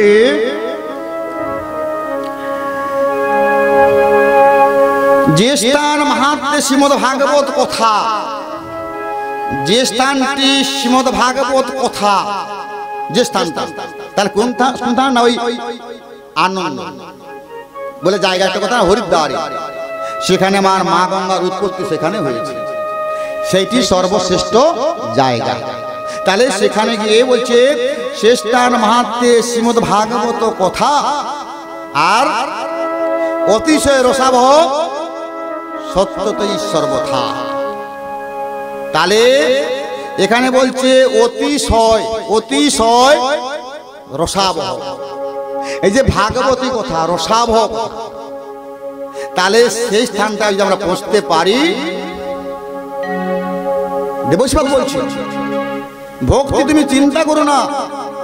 তোমার যে দুটি পুত্র বৃদ্ধ হয়ে থেকে গেছে, ওই বৃন্দাবনে গিয়ে তুমি হরিদ্বারে গিয়ে ওখানে গিয়ে এমন একটা মনোরম স্থান রয়েছে, ওখানে গিয়ে ভাগবতী কথা ওই দুটি পুত্রকে শ্রবণ করা। নিতাই গৌরবানন্দ হরি বল। তাহলে শ্রবণ করলে হবে না, তোমার দুটি পুত্র আর বৃদ্ধ থাকবে না, তারা যুবক হয়ে যাবে। এই কথা শুনে আমার জ্ঞান বৈরাগ্যকে অগ্রে করে সেখানে সত্তর গমন করুন। না তোমার যে দুটি পুত্র জ্ঞান আর বৈরাগ্য সত্তর তুমি নিয়ে যাও হরিদ্বারে, সেখানে গিয়ে তুমি এই ভাগবতী কথা শোনাও। যেখানে ভাগবতী কথা উচ্চারিত হয়, পুত্রদ্বয়ের সঙ্গে ভক্তি সেখানে উপস্থিত হয়ে গেলেন, আর ভাগবতী কথা শুনে সকলে তনুত্ব লাভ হয়ে গেল। তাই গৌরবানন্দ হরি বল। দেবশীর কথা শুনে আমার ভক্তি কি করলেন, দুটি পুত্রকে নিয়ে চলে গেলেন সেই হরিদ্বারে। নিয়ে গিয়ে ভাগবতী কথা শ্রবণের সাথে সাথে দুটি পুত্র যুবক হয়ে গেল। সুতমুনি বললেন যে এই কথা বলে কুমারগণ ভাগবত কথামৃত পান করবার জন্য নারদের সেই হরিদ্বারে গমন করলেন। চারজন, একা নয়, সবাই চলে গেলেন হরিদ্বারে। এই ভাগবতী কথা শ্রবণ করার জন্য, অমৃত পান করার জন্য সবাই চলে গেলেন। তারা আমাদেরকেও হরিদ্বার যদি নাও যেতে পারি, এই যেখানে ভাগবতী কথা হবে, অমৃত কথা, কলিযুগের ঔষধ হচ্ছে শ্রীমদ ভাগবত। এই ভাগবতী কথা শ্রবণে আমাদের যত দুঃখ জ্বালা কষ্ট সব চলে যাবে। আমরা ভাগবত শ্রবণ করতে পারি না কেন? আমাদের কলিযুগ জীবের মন খুব চঞ্চল। ভাগবত শ্রবণ করতে বসলে আমাদের শ্রবণে মন বসে না, তাই আমাদের এত দুঃখ, এত দুর্দশা। তো এখানে ভাগবত বললেন, এই ভাগবতামৃত পান করবার জন্য সকল বৈষ্ণবগণ চলে গেলেন। শুধু একা ওই জ্ঞান বৈরাগ্য যায় না, যত বৈষ্ণবগণ ছিলেন সবাই দল বেঁধে যাচ্ছে কোথায় না, বৃন্দাবনে হরিদ্বারে আনন্দ বলে একটা জায়গা আছে, সেখানে চলে গেলেন। ঠিক মায়েরা কে গেছেন বৃন্দাবন? রাধে রাধে। হরিদ্বার গেছেন? আমার 6 বার যাওয়া হয়েছে হরিদ্বার, 6 বার। হরিদ্বার 6 বার গিয়েছি। সেই জায়গাটা এত মনোরম জায়গা, না গেলে বুঝতে পারবে না হরিদ্বার। বুঝতে পারলেন? সেখানে আসল গঙ্গার উৎপত্তি, গঙ্গা জল, সেইখানে জল আসল গঙ্গার জল। বুঝতে পারলেন? তাহলে সেই হরিদ্বারে গেলে এই ভাগবতী কথা শ্রবণ করলে আমাদের জন্মান্তরে যা কিছু পাপ সব স্খলন হয়ে যাবে। আর গঙ্গাতে স্নান করলে আমাদের সব ধুয়ে পুছে যাবে। দাই গৌরবানন্দী হরি হরি বল।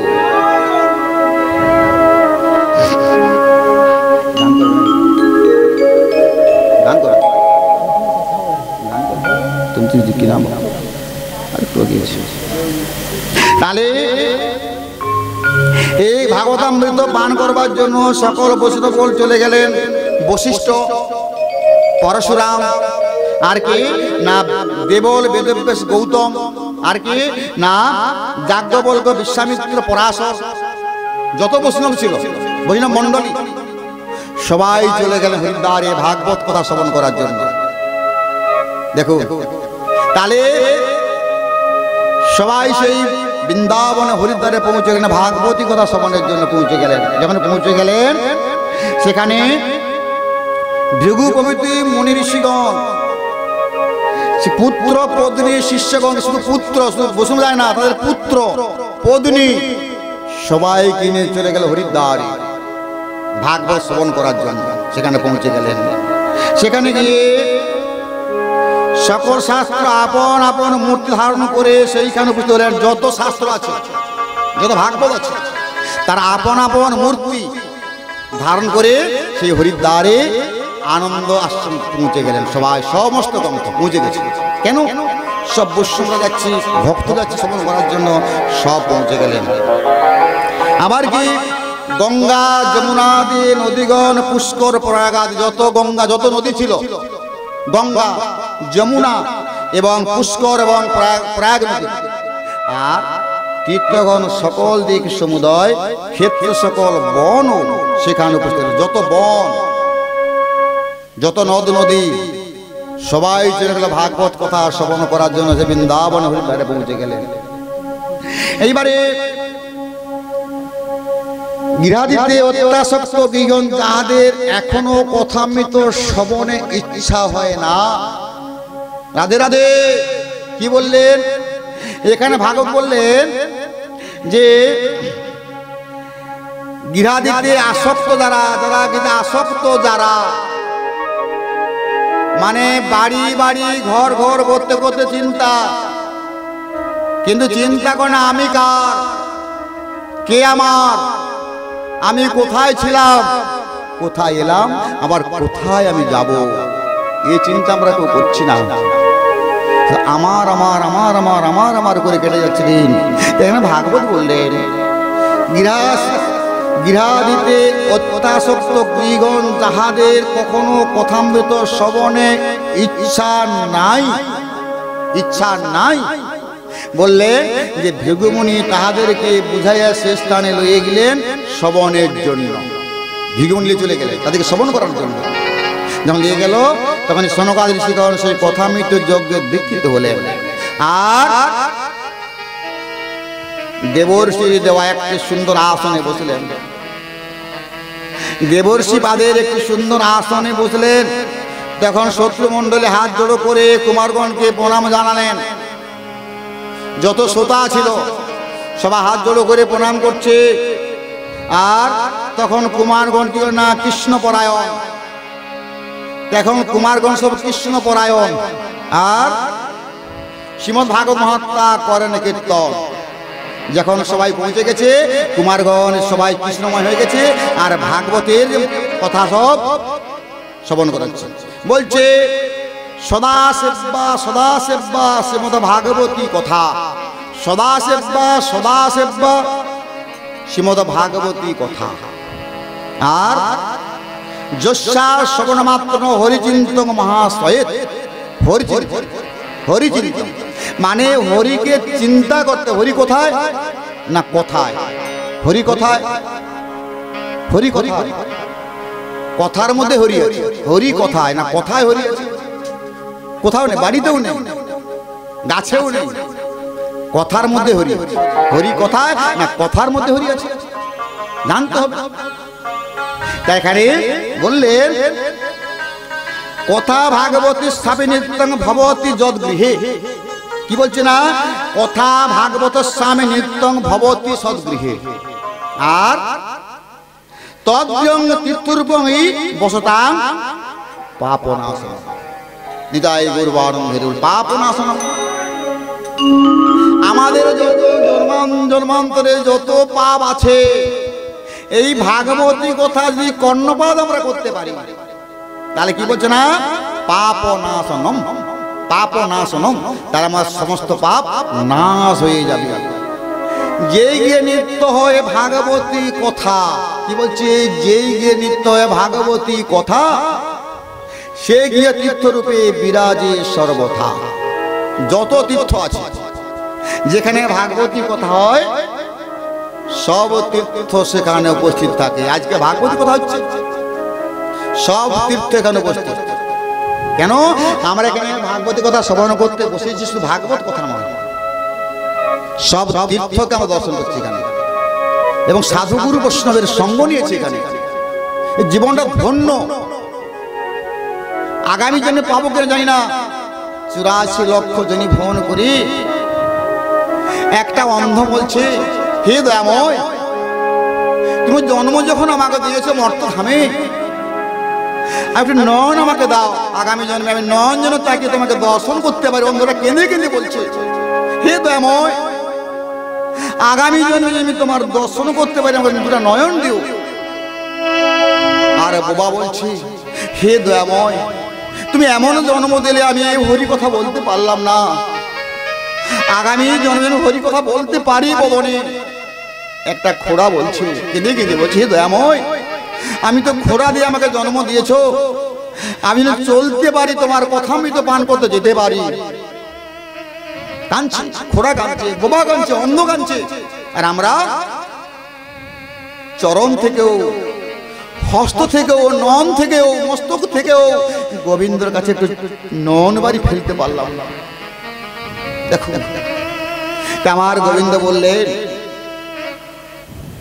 সেই গৃহে বসবাসীকারী যত জন সর্ব পাপ হতে মুক্ত রহে সর্বক্ষণ। শুধু তাই নয় এই গৃহে যত জন বসবাস করে আছে তারাও পাপ থেকে মুক্তি হয়ে যায় এই ভাগবতী কথায়। সেখানে ভাগবত বললেন শত অশ্বমেধ যজ্ঞ সাধনের ভাগবতের এক কোণা তুল্য না। শত অশ্বমেধ যজ্ঞ যদি করে তো ভাগবত কথার এক কোণা তুল্য না। কি গো মায়েরা অশ্বমেধ যজ্ঞ করতে পারবো আমরা ভাগবত যদি শ্রবণ করি? তাই আমাদের অশ্বমেধ যজ্ঞ আমাদের প্রয়োজন নেই। তাই গৌরবানন্দ হরি বলে দেখেন মা গৌর সুন্দর বললেন কলিযুগে যাগ যজ্ঞ চন্দ্রান পাশ্চিত্যের প্রয়োজন নাই, হরিনাম করলেন। কত সহজ পন্থা কি তাই এখানে ভাগবত বললেন, কোন ভাগ্যবান যদি অর্থসহ ভাগবত শাস্ত্রের প্রবচন করে, কোন ভাগ্যবান এই ভাগবতে আসলে যদি করতে পারে অর্থ দিয়ে, তাহলে বলছে তাহলে তাহার কোটি জন্মকৃত, কোটি কোটি জন্মকৃত, কোটি জন্মকৃত পাতক বিনাশয় হয়ে যায়। হৃদয় গৌরবানন্দ হরি বল, হরি বল। বুঝতে পারলেন? ভাগবতী কথা এত মধুর কথা, কোটি কোটি জন্মের পাপ আমাদের স্মরণ হয়ে যায়। এই যে বৈশাখ মাসে যে এই বৃন্দা দেবীর কাছে বসুন্ধরা দেওয়া হয়, এক ফোঁটা জল পড়া মানে, বসুন্ধরা জল পড়া মানে আমার কোটি কোটি জন্মের পাপ আমার ওখানে নষ্ট হয়ে যাচ্ছে। তাহলে বৈশাখ মাসে এক মাস জল দিচ্ছি, তাহলে কত পাপ আমাদের নষ্ট হচ্ছে। আর বৈশাখ মাসে এই বৃন্দা দেবী ওই তুলসী তলায় 33 কোটি দেবতা বিশ্রাম করে। তাই নয়, তারা গড়াল উঠে যায়, গড়াল উঠে কোথাও জায়গা পায় না, ওই তুলসী তলায় বৈশাখ মাসে তারা সব গড়াল উঠে খাচ্ছে। আর এখানে বলছে অন্তকালে তু যৌবেন সয়তে সুখ শাস্ত্র ভাগ। কি বললেন না, অন্তকালে তু যে নইব সতে সুখ শাস্ত্র ভাগ। আর পিতা তো শৈব বৈকুণ্ঠ গোবিন্দপি পদচ্ছতি, গোবিন্দ বৈকুণ্ঠ পদচ্ছতি। বলছে মৃত্যুকালে যেই জন হয়ে ভক্তি চিত, মৃত্যুকালে অসময় কি হয়েছে আমার, এমন সময় কথা বলতে পারছি না, ঢোক গিলতে পারছি না, কি গো হরিবল বলতে পারছি না। তা বলছে মৃত্যুকালে যেই জন হয়ে ভক্তি চিত যদি পান করে শ্রীমদ ভাগবত কথামৃত, নিতাই গৌরবানন্দ হরি বল। কি বললেন? মৃত্যুকালে যেই জন হয়ে ভক্তি চিত আর যদি পান করে শ্রীমদ ভাগবতামৃত, অমৃত যদি পান করে, তারপর শ্রী গোবিন্দ তার প্রতি হয়ে কি পাবান, আর তাকে বৈকুণ্ঠ লোকে করিবেন দান। কি বললেন? মৃত্যুকালে কথা বলতে পারছি না, এই কথা আমি যদি কর্ণপাত করতে পারি, আমার গোবিন্দ তাকে আর জম্পাসে নিয়ে যাবে না, বৈকুণ্ঠে নিয়ে চলে যাবেন। তাই গৌরবানন্দ হরি বল। তাই এখানে ভাগবত নিত্য ভাগবত পাঠ, এই কলিযুগে বলছে নিত্য ভাগবত পাঠ। আর কি বলছে? শিওরি ধ্যান, আর তুলসী বৃক্ষে জল সিঞ্চন, আর তৃণঘাস্য গো সেবা। এই কলিযুগে 4টা কাজ না, নিত্য ভাগবত সেবন, আর তুলসী বৃক্ষে জলদান, আর শিওরি ধ্যান, আর তৃণ মানে ঘাস নিয়ে গো সেবা। এই 4টা কর্ম করলে কলিযুগে আমাদের সব পাপ স্খলন হয়ে যাবে। তাই গৌরবানন্দ হরি বল। বুঝতে পারলেন? 4টা সহজ জিনিস, কোন কষ্ট আছে? তাহলে তাই বললেন এই ভাগবত কথামৃত যে জেনে একটি বারো শ্রবণ করলেন না। ভাগবত বলছে এই ভাগবত কথামৃত যে একবারও শ্রবণ করলেন না, এখানে বলছে কিনা চণ্ডাল গর্ধবতার বৃথা জন্ম হইল। নিতাই গৌরবানন্দ হরি বল। চণ্ডাল গর্ধবের মতো তার জন্ম, জন্মতার বৃথা। চণ্ডাল গর্ধব সমান। বদনটা কেন দিয়েছে?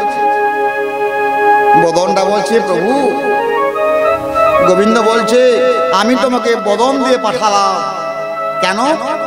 কৃষ্ণ গুণগান করার জন্য। বদনটা কিন্তু আর কৃষ্ণ গুণগান করলে না, বদন থাকবে আগামী জন্মে। আর হাত দুটা কেন দিয়েছে? গোবিন্দ সেবার জন্য, পুষ্প চয়ন করার জন্য, তুলসী চয়ন করার জন্য। কিন্তু হাত আমি কাজে লাগালাম না, গোবিন্দ সেবায় লাগালাম না, চন্দন ঘর্ষণ করলাম না, তুলসী চয়ন করলাম না, পুষ্প চয়ন করলাম না, তাহলে হাতের কিছু কি মূল্য আছে? তাই যাই হোক এখানে তাই হলো কি শ্রীমদ ভাগবত কথা অতীব দুর্লভ হয় জানিবে সব। তাই হলো কি এই জন্মে এই ভাগবতী কথা বলছে না তীর্থ পর্যটন যজ্ঞবত তোবাদি তীর্থ পর্যটন পবিত্র হইতে শ্রেষ্ঠ শাস্ত্র শ্রবণ। তীর্থ যেতে হবে না, এখানেই আছে। এখানে বলছে মন্ত্র পড়ি জল দিলে গঙ্গা সমতুল্য। এই তুলসী তলায় গঙ্গা আছে, গঙ্গা যেতে হবে না। এই মন্ত্র পড়ি জল দিলে গঙ্গা সমতুল্য। গোবিন্দ বল্লভং দেবী ভক্ত চৈতন্য কারিণী স্নাপামি জগদ্ধাত্রী হরিভক্তি প্রদায়িনী। বলে জল দিলে এখানে সমস্ত তীর্থ তুলসী তলায় আছে, যেতে পারলে যাও দরকার নেই, এখানেই তীর্থ বসে আছে, কিন্তু আমরা কে চিনতে পারলাম না। যাই হোক, বলছে যজ্ঞবত তোমাদের তীর্থ পর্যটন পবিত্র হইতে শ্রেষ্ঠ শাস্ত্র শ্রবণ। এই শাস্ত্র শ্রবণ মহাপুরাণ, এটা যে মহাপুরাণ গ্রন্থ, যত পুরাণ আছে তার মধ্যে শ্রেষ্ঠ হচ্ছে মহাপুরাণ। এখানে ভাগবত বললেন যখন ভগবান শ্রীকৃষ্ণ এই ধরাতল ত্যাগ করে তখন তাদের মুখ শিষ্যিত ভগবান ধর্ম ত্যাগ করে চলে যাচ্ছে, বলে আমি আর থাকবো না, কেন কলি গ্রাস করে ফেলেছে। তখনই সেই ভগবান তার মুখস্থ বাণী বলছে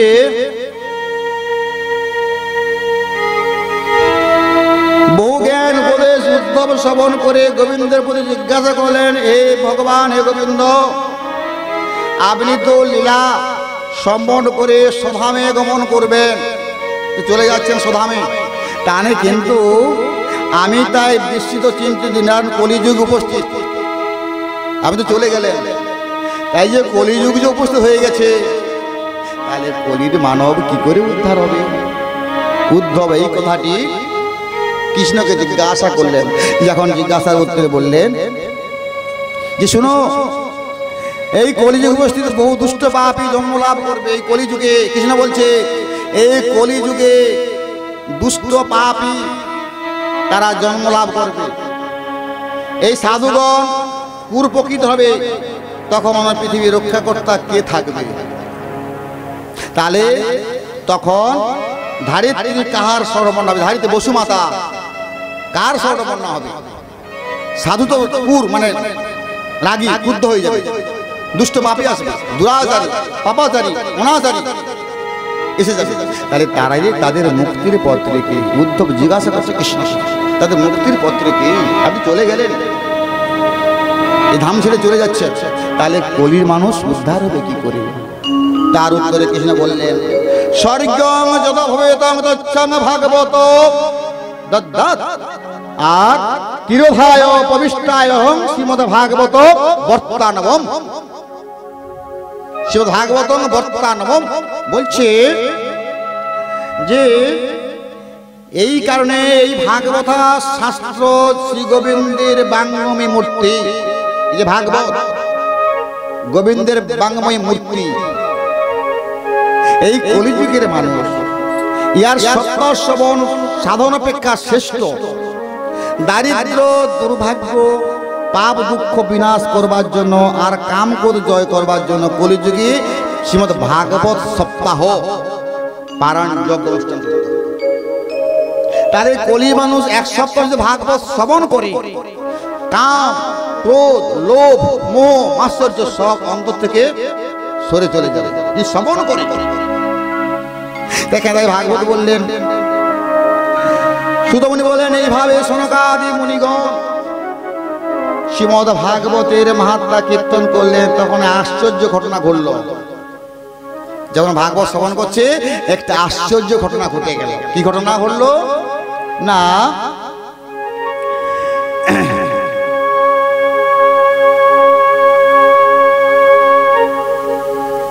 সেই শিব ভক্তি দেবী পুত্রগণকে সঙ্গে লয়ে পরমানন্দে সেইখানে উপস্থিত।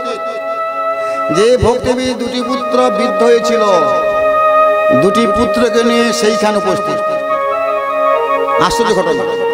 যখন উপস্থিত হয়ে গেল, তখনই তাহাদিগের বদনে শ্রীকৃষ্ণ গোবিন্দ হরি মুরারি প্রভৃতি নাম সমুদর ঈশ্বর উচ্চারিত হলো। আশ্চর্য ঘটনা। যারা বৃদ্ধ হয়েছিল, কথা বলতে পারছিল না, এই ভাগবতী কথা শ্রবণ করে তার শ্রীহরি মুরারি শ্রী গোবিন্দ উচ্চারণ করছে। দেখুন অদ্ভুত ঘটনা। তাহলে ভাগবতী কথাটি কেমন দেখুন, একটা বোবাও কথা বলতে পারে, এত ক্ষমতা আছে, দায়িকা আছে। এখানে বললেন এই আশ্চর্য ঘটনা থেকে সবসময় সকলে দেখলেন সেই কালে ভক্তি দেবী প্রেম স্বরূপিণী, এই ভক্তি দেবী প্রেম স্বরূপিণী কি করলেন না, সেই নবীনা তরুণ রূপে সুবেশ ধারিণী নবীনা সুবেশ তরুণ ধারিণী হয়ে জ্ঞান বৈরাগ্য নেবে তার পুত্রদ্বয় আর নবীন তারুণরূপে প্রতিভাব হয়। ভক্তি দেবী পৌঁছে গেলেন আর দুটি পুত্র নবীনা বৃদ্ধা নেই যুবক হয়ে তারা সেখানে উপস্থিত হয়ে গেলেন। দেখে সব আশ্চর্য মেনে গেল।